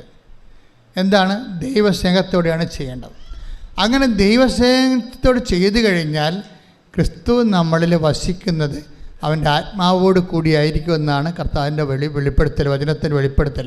പ്രാർത്ഥിക്കുക, കർത്താവായ ദൈവമേ, അപ്പോഴും ഇപ്പോഴും നല്ല പ്രവൃത്തികൾ ചെയ്യുന്ന കാര്യം കാണാനുള്ള കാര്യപരിപാടിയേക്കാൾ സത്യസന്ധമായി ജീവിതം സുവിശേഷ സ്നേഹത്താൽ ദൈവസ്നേഹത്തോടെ പുനഃക്രമീകരിച്ചുകൊണ്ട് കൃപയിൽ നിറയുവാൻ വളരുവാൻ എന്നെ അഭിഷേകം ചെയ്യട്ടെ. പരമദിവ്യകാരുണ്യത്തിന് നിങ്ങൾക്കറിയാവോ, എന്തുമാത്രം ആൾക്കാരാണ് മാതാവിന് സംസാരിക്കണം. അവിടെ പ്രാർത്ഥന തന്നെ സ്നേഹത്തിൻ്റെ സംസാരമാക്കി മാറ്റി. അപ്പോൾ അവിടെ ദൈവസ്നേഹം കൂടി ലവ് ലെവൽ വർദ്ധിപ്പിച്ചു. ഇത് ഉടമ്പടി പെട്ടെന്ന് കത്താനുള്ളൊരു മാർഗ്ഗമാണിത്. എന്താണ്? നിങ്ങളുടെ ലവ് ലെവൽ വർദ്ധിപ്പിക്കണം. ലവ് ലെവൽ വർദ്ധിപ്പിക്കുമ്പോൾ ഒരു കുഴപ്പമുണ്ട്. എന്താ പ്രശ്നം? നിങ്ങളുടെ വെറുപ്പ്, വിദ്വേഷം, പക, ചതി, അഹങ്കാരം, മുൻകോപം, കലഹം, ഭിന്നത, അതെല്ലാം മാറ്റേണ്ടി വരും. പക്ഷെ അതെല്ലാം മാറ്റേണ്ടി വരുമെന്ന് പറയുമ്പോഴേ നിങ്ങൾക്കറിയാമല്ലോ, ക്രിസ്തുവിൻ്റെ വചനങ്ങൾ, ചില വചനങ്ങൾ അച്ഛൻ പറഞ്ഞിട്ടുണ്ട് ഭയങ്കര കഠിനമാണെന്ന്, അല്ലേ? ക്രിസ്തുവിൻ്റെ വചനങ്ങൾ കഠിനമാണ്. കഠിനമല്ല സംഭവം എന്ന് വെച്ച് കഴിഞ്ഞാൽ, ദൈവസ്നേഹം ഇല്ലാതെ ചില വചനങ്ങൾ ക്രാക്ക് ചെയ്യാൻ പറ്റത്തില്ല. കാര്യം ഇതിനകത്ത് ദൈവത്തെ കാണണ്ടേ. ഇപ്പം നിന്നോട് ചണ്ട കൂടി നിൻ്റെ ഉടുപ്പ് കരസ്ഥമാക്കാൻ ഉദ്യമിക്കുന്നവന് അവനിൽ പോലും അവനെന്താ കൊടുക്കേണ്ടത്? മേലങ്കി കൂടി കൊടുക്കാൻ. കാര്യം എന്താണ്? ഇവനെ ക്രിസ്തുവായിട്ടാണ് നമ്മൾ കാണേണ്ടത്. മനസ്സിലായി? ക്രിസ്തുവിൻ്റെ വേറെ എന്നെ വിശുദ്ധിയിൽ വളർത്താൻ, എന്നെ കൃപയിൽ ഉയർത്താൻ ക്രിസ്തു വേറെ ഒരു വേഷമായി എന്നെ പരിപാലിക്കുകയാണ്. ഇത് ഭയങ്കരമാണ്. ഇതുകൊണ്ടാണ് നീ ശത്രുവിനെ പോലും ഐഡൻറ്റിഫൈ ചെയ്യണമെന്ന് പറയണത്, അല്ലേ? അങ്ങനെ വചനമില്ലേ? ശത്രുവിനെ സ്നേഹത്തെക്കുറിച്ച് പറയുമ്പോൾ ശ്രദ്ധിക്കട്ടെ മക്കളെ, ശ്രദ്ധിക്കട്ടെ. ഹല്ലേലൂയ, ഹല്ലേലൂയ, ഹല്ലേലൂയ, ഹല്ലേലൂയ. സുവിശേഷം 5:43 എടുത്തേ. അയൽക്കാരനെ സ്നേഹിക്കുക, പറഞ്ഞേ. അയൽക്കാരനെ സ്നേഹിക്കുക, ശത്രുവിനെ ദ്വേഷിക്കുക, ശത്രുവിനെ ദ്വേഷിക്കുക എന്ന് പറഞ്ഞിട്ടുള്ളത് നിങ്ങൾ കേട്ടിട്ടുണ്ടല്ലോ. എന്നാൽ ഞാൻ നിങ്ങളോട് പറയുന്നു, ശത്രുക്കളെ സ്നേഹിക്കുവിൻ, നിങ്ങളെ പീഡിപ്പിക്കുന്നവർക്ക് വേണ്ടി പ്രാർത്ഥിക്കുവിൻ, അങ്ങനെ നിങ്ങൾ നിങ്ങളുടെ സ്വർഗസ്ഥനായ പിതാവിന്റെ മക്കളായി തീരും. ഇതൊരു ഭയങ്കര ഗോസ്പൽ മെക്കാനിസമാണ്. ദൈവത്തിൻ്റെ ലക്ഷ്യം എന്താണ്? നിങ്ങളെ സ്വർഗസ്ഥനായ പിതാവിൻ്റെ മക്കളാക്കുകയാണ്. അല്ലാതെ അവരോട് ക്ഷമിച്ചിട്ട് നാണം കെടുക്കുക എന്നുള്ളതിലാണ് നിങ്ങൾ പ്രാധാന്യം കൊടുക്കുന്നത്, ഇല്ലേ? നമ്മളെ തന്തയ്ക്ക് വിളിച്ച് എൻ്റെ അടുത്ത് പോയി നമ്മൾ പിന്നെ അങ്ങോട്ട് ക്ഷമിക്കാനല്ല പറഞ്ഞിരിക്കണത്. അപ്പോൾ നമ്മൾ ഓർക്കുന്നത് എന്ത് പരിപാടി, അവൻ പിന്നെയും നമ്മൾ കളിയാക്കത്തില്ലേ? അപ്പോൾ നമ്മളെ മാനുഷികതയാണ് നമ്മൾ അവിടെ അഡ്രസ്സ് ചെയ്യണത്. ക്രിസ്തു നമ്മുടെ മാനുഷികത അല്ല അഡ്രസ്സ് ചെയ്യണത്. എന്താ പറയണത്? നിങ്ങളെ അങ്ങനെ ചെയ്താൽ നിങ്ങൾ ദൈവരാജ്യത്തിൻ്റെ മക്കളായി മാറുമെന്നാണ്. എന്താ പ്രശ്നം വെച്ച് കഴിഞ്ഞാൽ, നമ്മുടെ ലവ് ലെവൽ വർദ്ധിപ്പിക്കാൻ വേണ്ടി ഒരു ശത്രുവിൻ്റെ വേഷം കൊണ്ട് ദൈവം വരികയാണ്. ദൈവം തന്നെയാണത്, മനസ്സിലായില്ലേ? അത് വളരെ ശ്രദ്ധിച്ചാൽ മനസ്സിലാകും. ആധ്യാത്മിക ജ്ഞാനം വേണം ഈ വിഷയത്തിൽ. വെച്ചാൽ നമ്മളെ ദൈവ പൈതലാക്കാൻ വേണ്ടി എന്താ ചെയ്തത്? ദൈവം എന്ത് വേഷം കെട്ടാനും തയ്യാറാണ്. അതിലൊരു വേഷമാണ് ശത്രുത എന്ന് പറയണത്. നിങ്ങൾ ചണ്ട കൂടുന്ന വേഷം, ചിലപ്പോൾ അതിൻ്റെ അകത്ത് ജ്ഞാനപരമുള്ളവൻ. അതുകൊണ്ടാണ് ക്രിസ്തു മിണ്ടാതിരിക്കും എപ്പോഴും, കുരിശിൽ പോരും. എന്താ കാര്യം? ഇതെല്ലാം പിതാവാണെന്ന് ഈശോയ്ക്ക് അറിയാമായിരുന്നു. ഈ കുരിശിലുള്ള പീഡകളെല്ലാം പിന്നിലെല്ലാം പിതാവിൻ്റെ പാപത്തിന് പരിഹാരം ചെയ്യാൻ തന്നോട് ആവശ്യപ്പെട്ടുകൊണ്ട് പിതാവിൻ്റെ അദൃശ്യമായ സാന്നിധ്യം ഇതിൻ്റെ പിന്നിലുള്ളത് കൊണ്ടാണ് അവൻ കൊല്ലാൻ പോകുന്ന കുഞ്ഞാടിനെ പോലെ മൗനനായിരുന്നത്. ശ്രദ്ധിക്കട്ടെ. ഹല്ലേലൂയ, ഹല്ലേലൂയ, ഹല്ലേലൂയ. യേശുവേ നന്ദി. ഹല്ലേലൂയ, ഹല്ലേലൂയ, ഹല്ലേലൂയ. ഹല്ലേലൂയ, ഹല്ലേലൂയ, ഹല്ലേലൂയ. പരിശുദ്ധ പരമ ദിവ്യകാരുണ്യത്തിന് എന്നേരവും ആരാധനയും സ്തുതിയും പുകഴ്ചയും ഉണ്ടായിരിക്കട്ടെ. എന്താണ് ഇങ്ങനെ പറയാൻ കാരണമെന്ന് ചോദിച്ചു കഴിഞ്ഞാൽ, അതിൻ്റെ കാരണം എന്താണ്? എനിക്ക് വിശന്നു, എനിക്ക് ദാഹിച്ചു, നിങ്ങളിലേക്ക് കുടിക്കാൻ തന്നു. അപ്പോൾ അവരോട് ചോദിക്കും, അവർ ഈശോയോട് ചോദിക്കും, നിന്നെ എപ്പോഴാണ് വിശക്കുന്നതിനെ കണ്ടത്? എൻ്റെ ഏറ്റവും എളിയവനിൽ നീ കൊടുത്തപ്പോൾ എനിക്ക് തന്നെയാണ് ചെയ്തു തന്നത്. അപ്പോൾ ഈ ശത്രുവിനെ നമ്മൾ സ്നേഹിക്കുമ്പോൾ ഈ ശത്രുതയല്ലേ ഏറ്റവും കൂടുതൽ എന്നെ ഹർട്ട് ചെയ്യണത്. അപ്പോൾ അതിനെ അതിലംഘിച്ചുകൊണ്ട് ഞാൻ ദൈവസ്നേഹം കൊടുക്കുമ്പോൾ ഞാൻ ദൈവപൈതലായിട്ട് ഗ്രേഡറ്റ് ചെയ്യുകയാണ്. എന്താ കാര്യം? നിത്യത കണ്ടുകൊണ്ടാണ് വചനങ്ങളെല്ലാം കഠിനമാക്കി വെച്ചിരിക്കുന്നത്. നിത്യതയുടെ ഒരു വാട്ടർ മാർക്ക് എല്ലാ വചനങ്ങളിലും ഉണ്ട്, പ്രത്യേകിച്ച് കടുപ്പമുള്ള വചനങ്ങളിലെ. വെളിപാട് 22:11. അനീതി ചെയ്തിരുന്നവൻ, പറഞ്ഞേ, അനീതി ചെയ്തിരുന്നവൻ ഇനിയും അനീതി ചെയ്തു കൊള്ളട്ടെ. കൈയടിച്ച് ചെയ്തു കൊള്ളട്ടെ. എങ്ങനെയുണ്ട് പരിപാടി? കേട്ടോ കേട്ടോ കേട്ടോ. ബൈബിള് തീരാൻ പോകുകയാണ്. ലാസ്റ്റ് വാക്കുകളാണ്. എന്താണ്? അനീതി ചെയ്തിരുന്നവൻ ഇനിയും അനീതി ചെയ്തു കൊള്ളട്ടെ. പാപക്കറ പുരണ്ടവൻ ഇനിയും അങ്ങനെ തന്നെ കഴിഞ്ഞുകൊള്ളട്ടെ. നീതിമാൻ ഇനിയും നീതി പ്രവർത്തിക്കട്ടെ. വിശുദ്ധൻ ഇനിയും വിശുദ്ധീകരിക്കപ്പെടട്ടെ. ലാസ്റ്റ് സമയത്തിൻ്റെ അവസാനം ആരെയും മാനസാന്തരയ്ക്ക് വിളിക്കാത്ത ലോകത്തിലെ ഒരേ ഒരു പുസ്തകമാണ് ബൈബിൾ. എന്താ കാര്യം വെച്ച് കഴിഞ്ഞാൽ, കുറേ പേര് ബ്രാൻഡഡ് ആയിരിക്കുകയാണ്. അവൻ മാനസാന്തരപ്പെടാൻ ദൈവം ആഗ്രഹിക്കുന്നില്ല. കാര്യം അത് വരപ്രസാദമാണ്. മാനസാന്തരം ദൈവം നിങ്ങൾക്ക് നൽകുന്ന മനസ്സലിവാണ്. കഠിനമായ മനസ്സുള്ളവർ കഠിനമായിട്ട് തന്നെ പോകട്ടെ എന്ന് പറയും. കഠിനമല്ലാതെ മനസ്സലിയുള്ളവൻ മനസ്സലിയുള്ളവനായി നിൽക്കട്ടെ, ഇനി സമയമില്ലെന്ന് പറയും.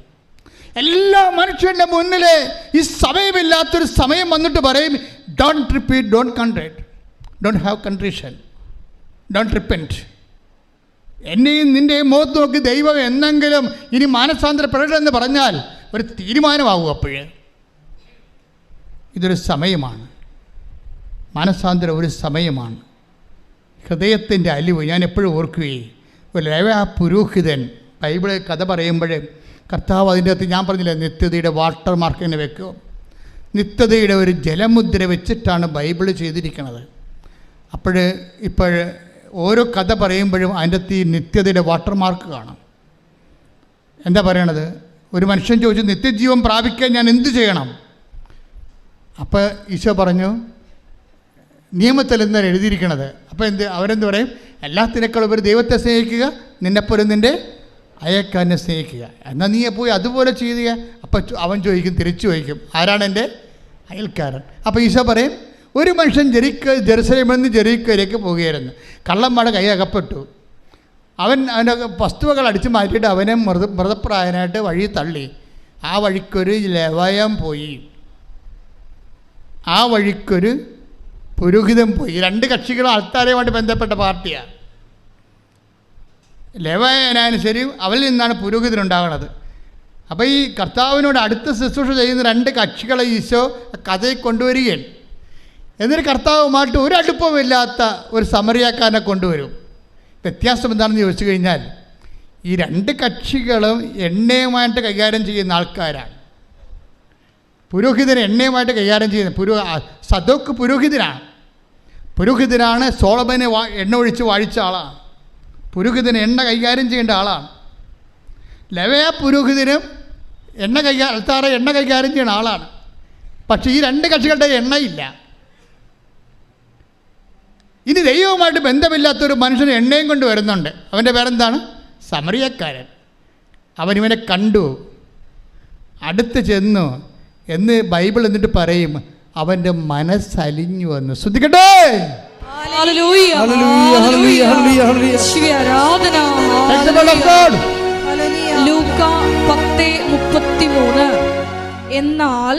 എന്നാൽ ഒരു സമരിയാക്കാരൻ യാത്രാമധ്യേ അവൻ കിടന്ന സ്ഥലത്ത് വന്നു. അവനെ കണ്ട് മനസ്സലിഞ്ഞ് അടുത്തു ചെന്ന് എണ്ണയും വീഞ്ഞും ഒഴിച്ച് അവന്റെ മുറിവുകൾ വച്ചുകെട്ടി തന്റെ കഴുതയുടെ പുറത്ത് കയറ്റി ഒരു സത്രത്തിൽ കൊണ്ടുചെന്ന് പരിചരിച്ചു. എൻ്റെ മക്കളെ, ഉടമ്പടി എടുത്തുകൊണ്ട് നിങ്ങൾ രോഗികളെ കാണുന്നു, പക്ഷെ മനസ്സറിയാതെ കാണാൻ പറ്റും. മനസ്സിലായില്ലേ? ഈ ഉടമ്പടി എടുത്തുകൊണ്ട് നിങ്ങൾ രോഗികളെ കാണുന്നു, അതുപോലെ തന്നെ ഓർഫണേജിൽ പോകുന്നു, വൃദ്ധസദനത്തിൽ പോകുന്നു, അവിടെ ഉടുപ്പലക്കുന്നു. പക്ഷേ എങ്ങനെയെങ്കിലും ദൈവം ഒന്ന് പ്രസാദിച്ച് എനിക്ക് ആ PR ഒന്ന് കിട്ടിയാൽ മതി.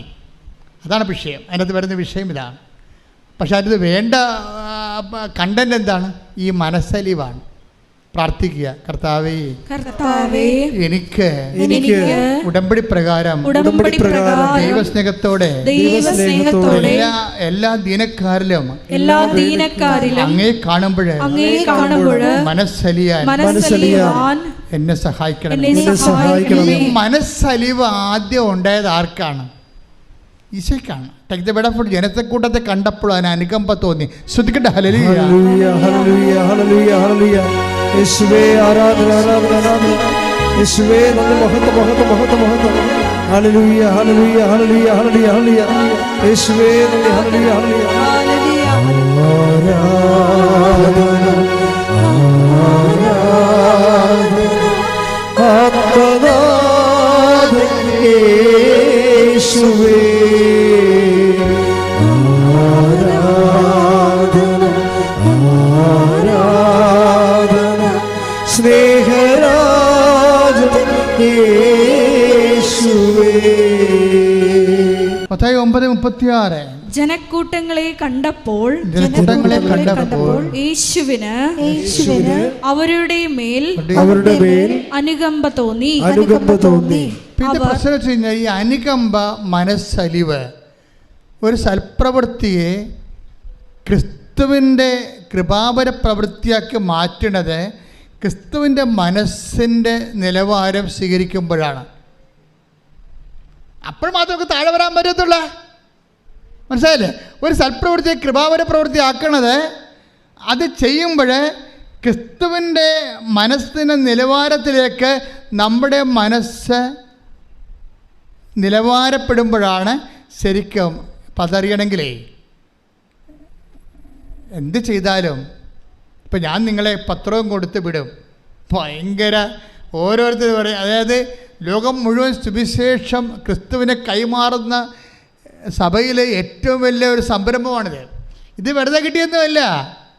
4 വയസ്സ് മുതൽ ഈ കക്ഷിയുടെ പുറകെ നടന്ന് കിട്ടിയതാ. എങ്ങനെയാണ് ദൈവമേ സുവിശേഷ വേല ചെയ്യേണ്ടത്, അതിന് പട്ടക്കാരനായ പറ്റുമെന്ന് എനിക്കൊരു ബോധം ഉണ്ടായിരുന്നു 10ാം ക്ലാസ്സിലേക്ക് പഠിക്കുമ്പോഴൊക്കെ.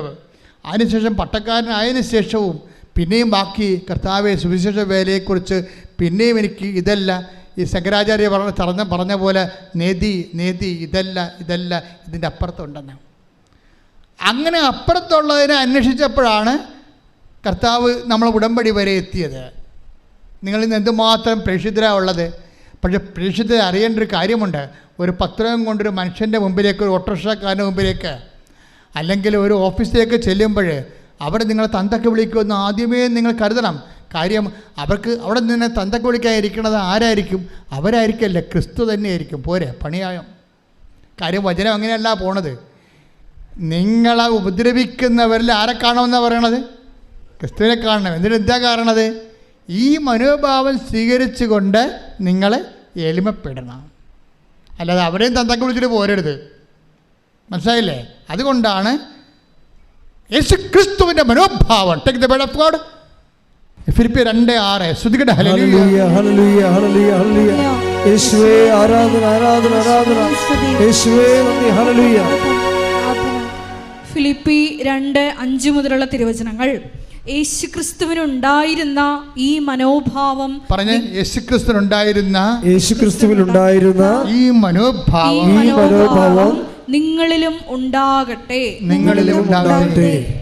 ദൈവത്തിന്റെ രൂപത്തിലായിരുന്നെങ്കിലും അവൻ ദൈവവുമായുള്ള സമാനത നിലനിർത്തേണ്ട ഒരു കാര്യമായി പരിഗണിച്ചില്ല. തന്നെ തന്നെ ശൂന്യനാക്കിക്കൊണ്ട് ദാസന്റെ രൂപം സ്വീകരിച്ച് മനുഷ്യരുടെ സാദൃശ്യത്തിൽ ആയിത്തീർന്ന് ആകൃതിയിൽ മനുഷ്യനെ പോലെ കാണപ്പെട്ടു. ഈ ആകൃതിയും മനുഷ്യനെ പോലെ ആയി കാണപ്പെട്ടു എന്നുള്ള മനുഷ്യാവതാരം തുടരുകയാണ്. എന്താ കാര്യം? പല മനുഷ്യന്മാരും നമ്മളോട് ക്രിസ്തുവിൽ വളരൂ എന്ന് പറഞ്ഞുകൊണ്ട് നമ്മളെ പീഡിപ്പിക്കുകയും ഞെരുക്കുകയും ചെയ്യും. അപ്പോൾ എന്ത് ചെയ്യണമെന്നാണ് പറയണത്? ബുദ്ധിയും ബോധമുള്ളവൻ ആഹ്ലാദിച്ചുല്ലസിക്കുവൻ. എന്താ കാര്യം? സ്വർഗ്ഗത്തിൽ നിങ്ങൾക്കുള്ള പ്രതിഫലം വലുതായിരിക്കും. ശ്രുതികട ഹല്ലേലൂയ. ലുക്കാ 6:35. എന്നാൽ നിങ്ങൾ ശത്രുക്കളെ സ്നേഹിക്കുവിൻ. തിരിച്ചു കിട്ടും എന്ന് പ്രതീക്ഷിക്കാതെ മറ്റുള്ളവർക്ക് നന്മ ചെയ്യുകയും വായ്പ കൊടുക്കുകയും ചെയ്യുവിൻ. അപ്പോൾ നിങ്ങളുടെ പ്രതിഫലം വലുതായിരിക്കും. നിങ്ങൾ അത്യുന്നതന്റെ പുത്രന്മാരായിരിക്കുകയും ചെയ്യും. മനുഷ്യർ നിങ്ങളെ അവഹേളിക്കുകയും വ്യാജമായ എല്ലാത്തരം കുറ്റങ്ങളും നിങ്ങളുടെ മേൽ ആരോപിക്കുകയും ചെയ്യുമ്പോൾ നിങ്ങൾ ആഹ്ലാദിച്ചുല്ലസിക്കുവിൻ എന്ന് പറഞ്ഞ് മനുഷ്യർ നിങ്ങളെ അവഹേളിക്കുകയും വ്യാജമായി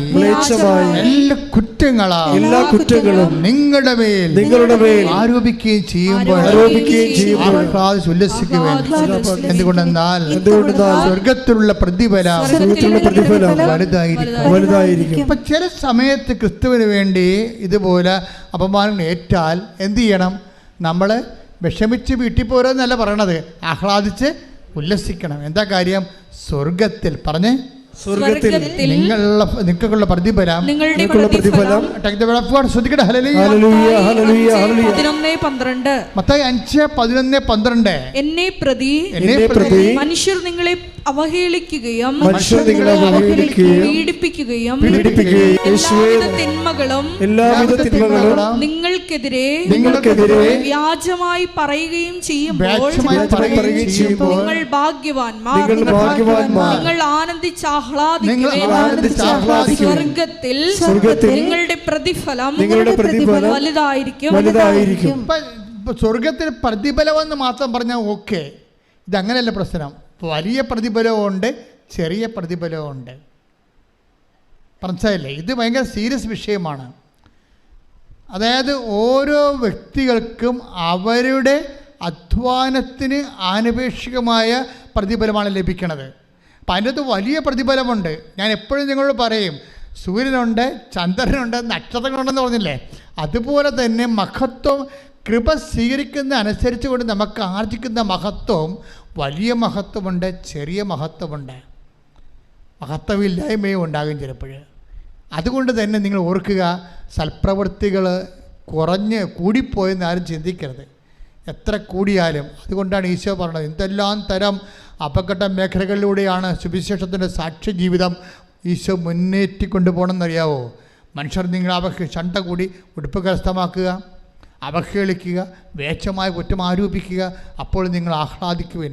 സത്യസന്ധമായ ദൈവത്തെ, സ്വർഗത്തെ കണ്ടവർക്ക് മാത്രമേ ഇതുപോലെ വ്യക്തമായിട്ട് മനുഷ്യരാശിയെ പ്രബോധിപ്പിക്കാൻ പറ്റത്തുള്ളൂ.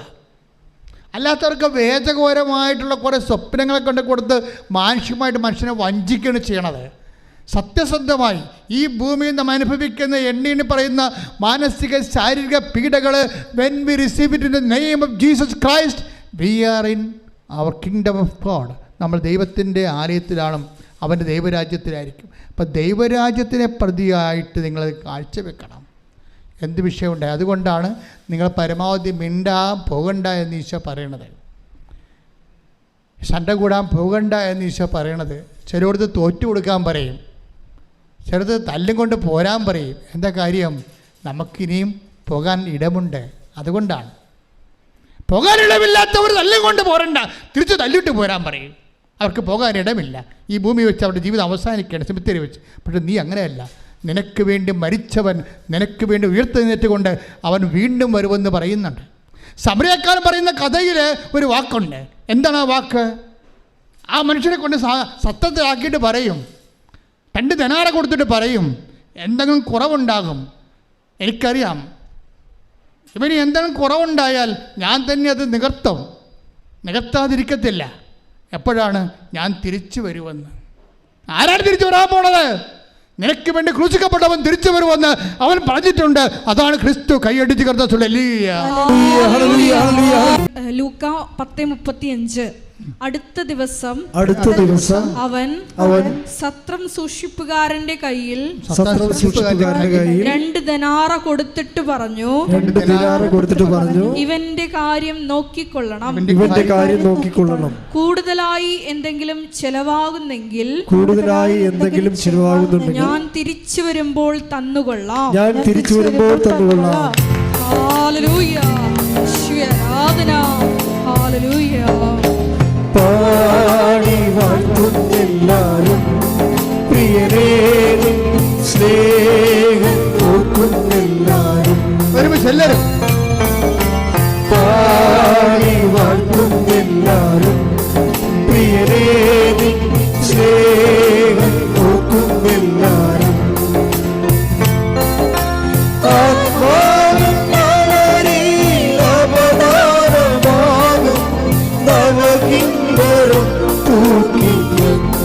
പാടും യോഗമാകും ബാബിലോണി മിഴിനീരിൻ പുഴയോരം തന്നെ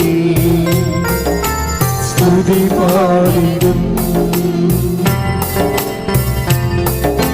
പാടി വാഴ്ത്തും എല്ലാരും പ്രിയനേ സ്നേഹം ഓർക്കും എല്ലാരും. പരിശുദ്ധ പരമദിവ്യകാരുണ്യത്തിന് എന്നേരവും ആരാധനയും സ്തുതിയും പുകഴ്ചയും ഉണ്ടായിരിക്കട്ടെ. ഈ സമരിയക്കാരൻ ആരാണെന്ന് ചോദിച്ചാൽ നമുക്കറിയാം. പരിശുദ്ധാത്മാവിലാണ് സുവിശേഷം വായിക്കുന്നുണ്ടെങ്കിൽ ആത്മാവ് അവനോട് പറയും, ഇത് നിനക്ക് വേണ്ടി ക്രൂശിക്കപ്പെട്ടവനാണ്. ഇവൻ്റെ കയ്യിരിക്കുന്ന വെള്ളം, ഇവൻ്റെ കയ്യിരിക്കുന്ന വീഞ്ഞും എണ്ണയുമാണ് നിന്നെ ആത്മാവിനെ പൂരിതമാക്കിയിരിക്കുന്ന ദൈവത്തിൻ്റെ കൃപ. ഇവനെന്താ പറയണത്? ആ സത്യസൂക്ഷിപ്പുകാരനോട് പറയുന്ന വാക്കുണ്ട്. എന്താ പറയണത്? എന്തെങ്കിലും കൂടി ചിലവാകണമെങ്കിൽ അതാരോട് പറയണതാ? ആരെല്ലാം കർത്താവിന് വേണ്ടി വേല ചെയ്യുന്നുവോ അവനോടെല്ലാം ദൈവം പറഞ്ഞ വാക്കാണ്, നിൻ്റെ സഹോദരന് വേണ്ടി, അമ്മയ്ക്ക് വേണ്ടി, അപ്പന് വേണ്ടി, അയൽവാസിക്ക് വേണ്ടി, നിൻ്റെ ശത്രുവിന് വേണ്ടി പോലും എന്തെങ്കിലും കൂടി നിൻ്റെ കയ്യിൽ ചിലവാകണമെങ്കിൽ എൻ്റെ ദൈവവേദനെ അത് സൗജന്യമല്ല, ഐ വിൽ റീപേ ഇറ്റ്, ഞാനത് തിരിച്ചു തരും. എപ്പോഴാണ്? ഞാൻ വരുമ്പോൾ വരണവരെ നീ കാത്തിരിക്കണം. കൈയടിച്ച് കിടന്നാൽ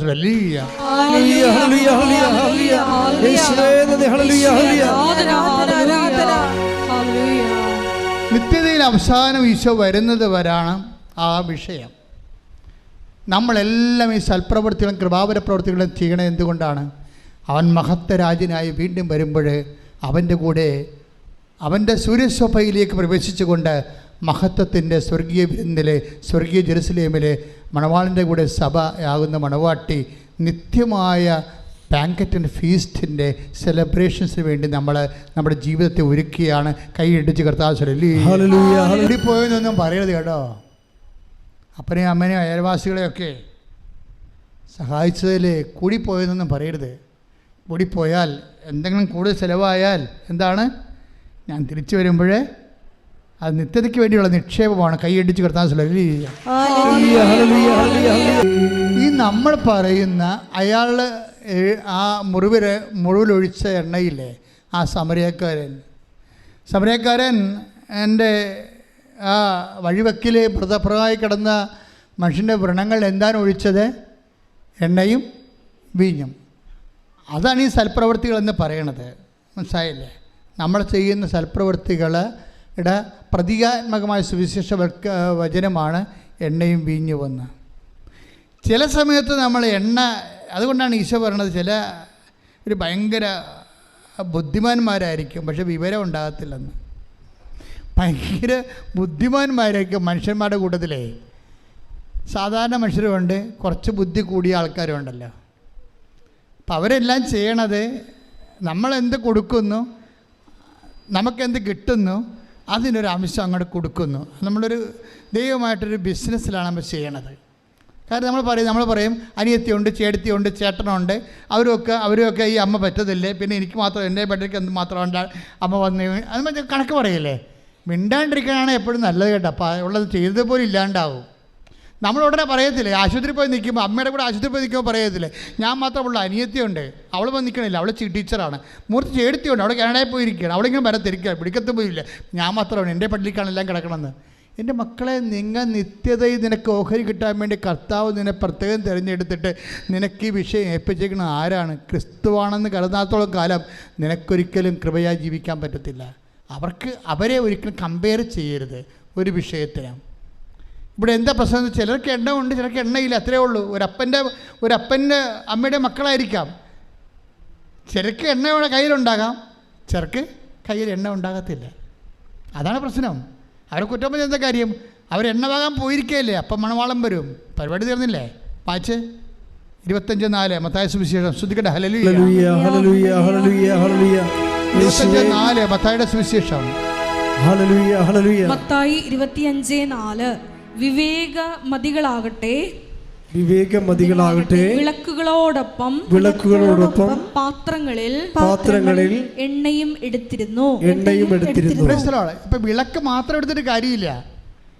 ചില ആൾക്കാർ വചനം മാത്രമുണ്ട്, വിളക്കുണ്ട്, എണ്ണയില്ല. അതാണ് പ്രശ്നം. വിളക്ക് ഈ 10 കന്യകമാരുടെ കയ്യിലും വിളക്കുണ്ടേ. എല്ലാവരും ഈ വിശ്വാസത്തിൽ വിളക്കിൽ തന്നെ വിശ്വസിക്കണത്. പക്ഷേ ഈ സംഭവം കത്തത്തില്ല. വചനം കത്തിക്കണമെങ്കിൽ എന്ത് വേണം? എണ്ണ വേണം. അതിനെന്ത് വേണം? മനസ്സലിവ് വേണം. മറ്റാൾ എണ്ണ പെരട്ടിയതിന് മുമ്പ് സംഭവം ഉണ്ടായി. അയാൾക്ക് സമരക്കാർ എണ്ണ പെട്ടുന്ന മുമ്പ് എന്താ സംഭവിച്ചത്? മനസ്സലിഞ്ഞ്. അല്ല ജോസഫ് ചമ്മതിയുടെ അല്ല എണ്ണ പെരട്ടിയത്. നിങ്ങൾ പല ആൾക്കാരെ എണ്ണ പെട്ടണ ഉടമ്പടി എടുത്തതുകൊണ്ടാണ് സൽപ്രവൃത്തി കാണിക്കണത്. അതല്ല, മനസ്സലിയണം. ആരെ പ്രതി? ക്രിസ്തുവിനെ പ്രതി. ക്രിസ്തുവിനെ പ്രതി മനസ്സറിയുമ്പോൾ ആണ് അത് ക്രിസ്തുവിൻ്റെ കൃപാവര പ്രവൃത്തിയായിട്ട് മാറണത്. അല്ലെങ്കിൽ അത് ഉടമ്പടി പ്രവൃത്തിയായിട്ട് കേവലമായിട്ട് മാറുകയും ഫ്രൂട്ട്ഫുൾ അല്ലാതെ വരിക സാധ്യതയുണ്ട്. ഇപ്പോൾ ഇവിടെ എന്താ പ്രശ്നം? 10 കന്യകമാരുണ്ടായിരുന്നു. അതിൽ ചിലർ 5 പേര് പാത്രങ്ങളിൽ എണ്ണ എടുത്ത് വേറെ എക്സ്ട്രാ ആയിട്ട് എടുത്തു. ചെറിയ വിളക്ക് മാത്രം കൊണ്ടുവന്നു. പക്ഷേ എന്താ പറയുക, അവസാനം ഷെയർ ചെയ്യാൻ പറ്റത്തില്ല. നീ എന്നെ ചേർത്തിയല്ലേ, നിൻ്റെ സൽപ്രവൃത്തി കുറച്ച് ഇങ്ങോട്ട് തരാൻ പറഞ്ഞാൽ തരാൻ പറ്റത്തില്ല. ആ വിഷയം അത് അവസാനമേ മനസ്സിലാകത്തുള്ളൂ. നീ എൻ്റെ അനിയത്തിയല്ലേ, നമ്മൾ രണ്ട് ഒരു വയറ്റിൽ പെറ്റതല്ലേ, നീ എൻ്റെ ഭർത്താവല്ലേ, നീ എൻ്റെ ഭാര്യ അല്ലേ എന്ന് ചോദിച്ചു കഴിഞ്ഞാൽ സൽപ്രവൃത്തികൾക്ക് കൃപ കൈമാറ്റാൻ, അനുഗ്രഹം കൊടുക്കാൻ പറ്റുമായിരിക്കും, കൃപ കൈമാറാൻ പറ്റത്തില്ല. അത് നമ്മൾ ശ്രദ്ധിക്കണം, സൂക്ഷിക്കണം. അല്ലാതെ നിങ്ങൾ വിചാരിക്കും ഞാൻ ഭാര്യ പള്ളിയിൽ പോകണ്ടല്ല, പിന്നെ എനിക്ക് വേണ്ടി കൂടി നീ പ്രാർത്ഥിച്ചാൽ മതി എന്നൊക്കെ പറഞ്ഞാൽ അനുഗ്രഹം ഓക്കെയാണ്, കൃപ ഓക്കെയല്ല. അത് നീ തന്നെ കർത്താവിൻ്റെ നാമത്തെ സ്വീകരിച്ച് ദൈവസ്നേഹത്തോട് നിൻ്റെ ആത്മാവിൽ നീ ചെയ്യേണ്ട കാര്യങ്ങളാണ്. അവിടെ പങ്കുകാരില്ല. അതാണ് പറയണത്. ആ കന്യകമാരോട് പറയുന്നത് കേട്ടല്ലേ, ഞങ്ങൾ തരത്തില്ല, തന്നിട്ടും കാര്യമില്ല. കാര്യം എന്താ? ഞങ്ങൾക്ക് നിങ്ങൾക്ക് തികയാതെ വരും. തറ്റി പക്ഷേ കൃപയ്ക്കൊരു പ്രശ്നമുള്ളതെന്ന് വെച്ച് കഴിഞ്ഞാൽ അത് തികയാതെ വരാനുള്ള സാധ്യതയുണ്ട് എന്നാണ്. അതുകൊണ്ടാണ് അത് കൈമാറ്റം ചെയ്യാൻ പറ്റാത്തത്. കൃപ കൈമാറ്റം ചെയ്യാൻ പറ്റത്തില്ല. അത് വളരെ സീരിയസ് ആയിട്ട് മനസ്സിലാക്കേണ്ട വിഷയമാണ്. അതുകൊണ്ട് നീ 10 പത്രം കൂടുതൽ കൊടുത്താൽ അതിൻ്റെ കർത്താവിൻ്റെ നാമത്തിലാണ് കൊടുത്തിരിക്കണമെങ്കിൽ അതിൻ്റെ കൃപ നിനക്കാണ് ലഭിക്കണത്. അതുകൊണ്ട് ഇവിടെ വെച്ച് നീ കൃപയുടെ കോടീശ്വരനാകാൻ നോക്കണം. കാര്യം കഠിന വചനങ്ങളാണ് ചെയ്യുമ്പോഴാണ് അതിലാണ് കൂടുതൽ കൃപ അടങ്ങിയിരിക്കുന്നത്. അതിലെല്ലാം നിത്യതയാണ് ഉദ്ദേശിക്കുന്നത്. കർത്താവ് നിത്യതയെക്കുറിച്ച് പറയുമ്പോൾ ഇപ്പോൾ എന്താ പ്രശ്നം? അതായത് ഇവർക്ക് എന്നാ പറ്റിയത് ഈ കന്യകമാർക്ക്? മണവാളൻ വരാൻ വൈകി, ഉറക്കം വരികയാൽ കന്യകമാർ കിടന്നുറങ്ങി. അർദ്ധരാത്രിയിൽ ഇതാ മണവാളൻ പുറത്തു വന്ന് അവനെ എതിരേൽക്കുവിനെന്ന് ആർപ്പുവിളിയുണ്ടായി. പക്ഷേ കന്യകമാർ എഴുന്നേറ്റപ്പോൾ കുറേ പേർക്ക് എണ്ണയില്ല. അത് പിന്നെ അവരുടനെ വാതിൽ അടക്കപ്പെടുകയാണ്. കർത്താവ് നിത്യതയുടെ കാര്യം പറയുമ്പോഴാണ് ഇതില്ല, അവസാനം പറയണ ഭാഗമാണ് ഇതില്ല. കർത്താവിൻ്റെ ഈ യാത്രയുടെ ഈ മാനുഷികമായ അവതാര യാത്ര അവസാനിക്കണ മുമ്പ് ലാസ്റ്റ് പറയുന്ന ഭാഗങ്ങളാണ് മത്തായി 25 കൊണ്ടൊന്ന് ചേർത്തിരിക്കുന്നത്. ഇവിടുത്തെ മണവാളനല്ല ഈശോയാണ്. വരാൻ പോരണേ വൈകുന്നതെല്ലാം അവൻ്റെ 2ാം വരവുമായിട്ട് ബന്ധപ്പെട്ട കാര്യങ്ങളാണ് പറയണം മുഴുവനും. കഥകളിലൂടെ പറയണമെന്നേ ഉള്ളൂ. അപ്പോഴൊരു കാര്യം, മണവാളൻ വരാൻ വൈകിയെന്ന് കഥ പറയുന്നുണ്ട്. സെൻറ്റ് പോളിനൊക്കെ പറഞ്ഞ അബദ്ധം, ഇത്തിരി കൂടി പരിശുദ്ധാത്മാവ് ഉണ്ടായെങ്കിൽ കർത്താവ് വരാൻ വൈകുമെന്ന് മനസ്സിലാകുമായിരുന്നു. ശരിക്കും അവരിപ്പോൾ വരും എന്ന് പറഞ്ഞുകൊണ്ട് ആദ്യകാലങ്ങളിരുന്ന് ഇപ്പോൾ വരും കർത്താവ്, ഇപ്പോൾ വരുമെന്ന് പറഞ്ഞു. അതിൻ്റെ വചനങ്ങളുണ്ട് ഇപ്പോൾ വരുന്നത്. പക്ഷേ വരാൻ വൈകുമെന്ന് കർത്താവ് തന്നെ പറഞ്ഞിട്ടുണ്ട്. 10:25 മണവാള ഇപ്പം ഈ നമ്മൾ ഇമ്മീഡിയറ്റ് പരൂസ്യ എന്നും പറഞ്ഞ ആദിമസഭയെ കുറേ കാലം വിശ്വസിച്ചതാണ്. അതായത് ഇപ്പം കർത്താവ് വരുമെന്ന്. പക്ഷേ കർത്താവ് തന്നെ പറഞ്ഞിട്ടുണ്ട് മണവാളൻ വരാൻ വൈകും. അതാണ് മണവാളനെ കൊടുത്തിരിക്കുന്ന കാര്യം. അപ്പോൾ എന്നാ പറ്റിയിരിക്കണത്? എത്ര വൈകിയാലും നമ്മുടെ കയ്യിൽ എന്തുണ്ടാകണം? കൃപയുണ്ടാകണം. നമ്മുടെ കയ്യിൽ കൃപയുണ്ടാകണം. നമുക്ക് കൃപാവര പ്രവൃത്തികൾ ഉണ്ടാകണം. അതുകൊണ്ട് എന്താണ്? ജാഗ്രതയുണ്ടാകണം ഈ വിഷയത്തിൽ. ഉടമ്പടി നിങ്ങളെ ഉയർത്തണം അങ്ങനെയാണ്. പക്ഷെ ചെയ്യുന്ന പ്രവൃത്തികൾ ദൈവസ്നേഹത്തോടെ ചെയ്യണമെന്നാണ് ഇത്രയും നേരം പറഞ്ഞതിൻ്റെ ചുരുക്കം. ശ്രദ്ധിക്കട്ടെ. ഹല്ലേലൂയ. എല്ലാവരും എഴുന്നേൽക്കുക. അച്ഛൻ പ്രാർത്ഥിക്കുമ്പോൾ വിശ്വാസത്തോടെയും സന്തോഷത്തോടെയും പ്രാർത്ഥിച്ചുകൊണ്ട് സ്തുതിച്ചുകൊണ്ടിരിക്കണം. ഈ സമയം ഒരു വല്ലാത്ത സമയമാണ്. കർത്താവിൻ്റെ കൃപ അനേക മക്കളിലേക്ക്, എല്ലാ രാജ്യങ്ങളിലേക്കും കർത്താവ് തന്നെ വിളിച്ചപേക്ഷിക്കുന്നവരെ സഹായിക്കുന്ന കൃപയാണ്. അത്തരം സാക്ഷ്യങ്ങൾ നമ്മൾ ഒത്തിരി കേട്ടിട്ടുണ്ട്. ആരാധന നടക്കുന്ന സമയം, അമ്മ മാതാവ് ജീവനോടെ പ്രത്യക്ഷപ്പെട്ട സമയം, ദുരന്തം ഉണ്ടാകാൻ പോകുന്ന പ്രാർത്ഥിക്കണമെന്ന് പറഞ്ഞ സമയം, ജീവിത ദുരന്തങ്ങൾക്കെല്ലാം പ്രതിവിധി പ്രാർത്ഥനയാണെന്ന് നമ്മൾ പറഞ്ഞത് പരിശുദ്ധ അമ്മയാണ്. അമ്മ മാതാവിൻ്റെ പ്രത്യക്ഷീകരണത്തിൻ്റെ അടയാളമായിട്ടാണ് നമുക്ക് ഉടമ്പടി പ്രാർത്ഥന ദൈവം നൽകിയത്. അതാണ് നമ്മൾ ജീവിക്കുന്നത് ഇപ്പോഴേ. ഉടമ്പടി ഒരു പ്രവർത്തനം മാത്രമല്ല, ഒരു ജീവിതമാണ്. കർത്താവേ, നിൻ്റെ മക്കൾക്ക് വേണ്ടി ഞാൻ പ്രാർത്ഥിക്കണം. ഈശോ ശ്രദ്ധിക്കട്ടെ. ഹല്ലേലൂയ, ഹല്ലേലൂയ. കർത്താവേ, നിൻ്റെ മക്കൾക്ക് വേണ്ടി പ്രാർത്ഥിക്കുന്നു. കർത്താവേ, കർത്താവേ, നിന്റെ വിശുദ്ധ പൗരോഹിത്യത്തെ മഹത്വപ്പെടുത്തണം കർത്താവേ. കർത്താവേ, സഭയിലുള്ള സാന്നിധ്യം പ്രകടമാക്കണം കർത്താവേ. കർത്താവേ, നിന്റെ തിരുമുറി വാർന്ന വലതുകരം, ആണിപ്പഴുതാർന്ന അത്ഭുതകരം ഓരോ മകന്റെ മേലും മകളുടെ മേലും ഇപ്പൊ വെക്കണമെന്ന് പ്രാർത്ഥിക്കുന്നു കർത്താവേ. അടിപ്പിണർ പോലെ, വൈദ്യാഘാതം പോലെ, ദൈവിക ശക്തി ഉച്ചമുതൽ ഉള്ളംകാലം വരെ കർത്താവിന്റെ രക്തം പടരട്ടെ.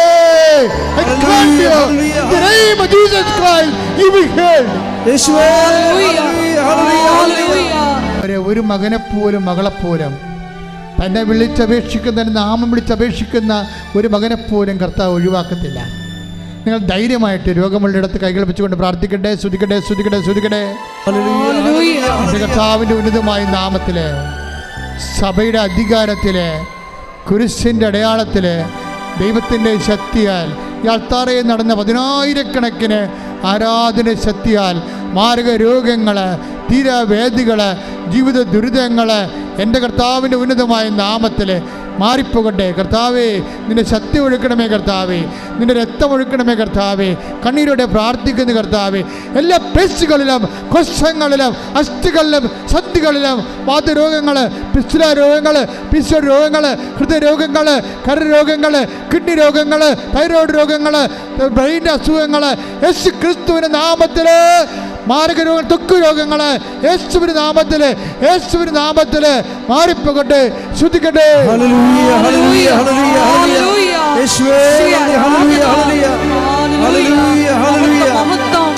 പരമദിവ്യകാരുണ്യത്തിന് പരമദിവ്യകാരുണ്യത്തിന്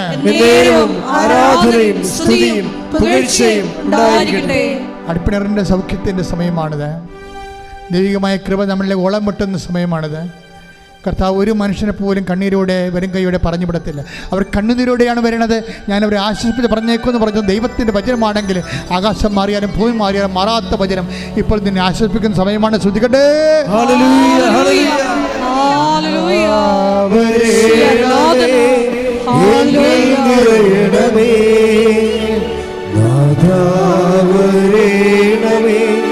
സൗഖ്യം നൽകണമേ,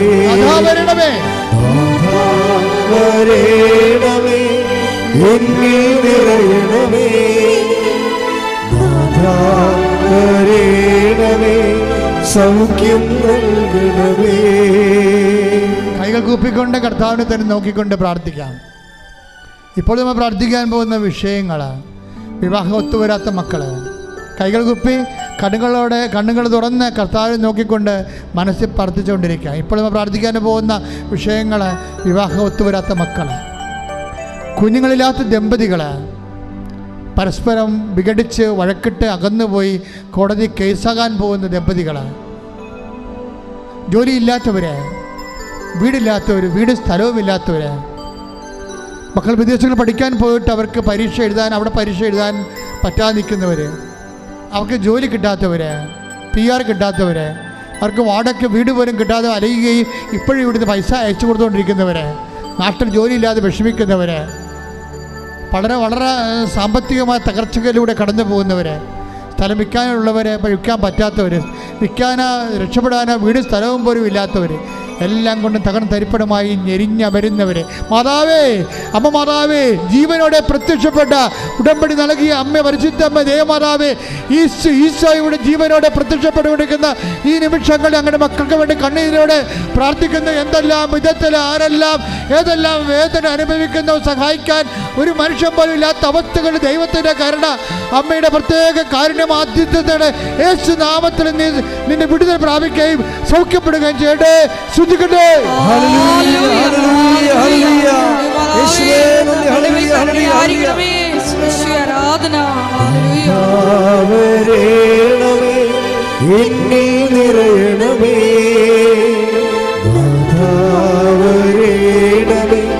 സൗഖ്യം നൽകണമേ.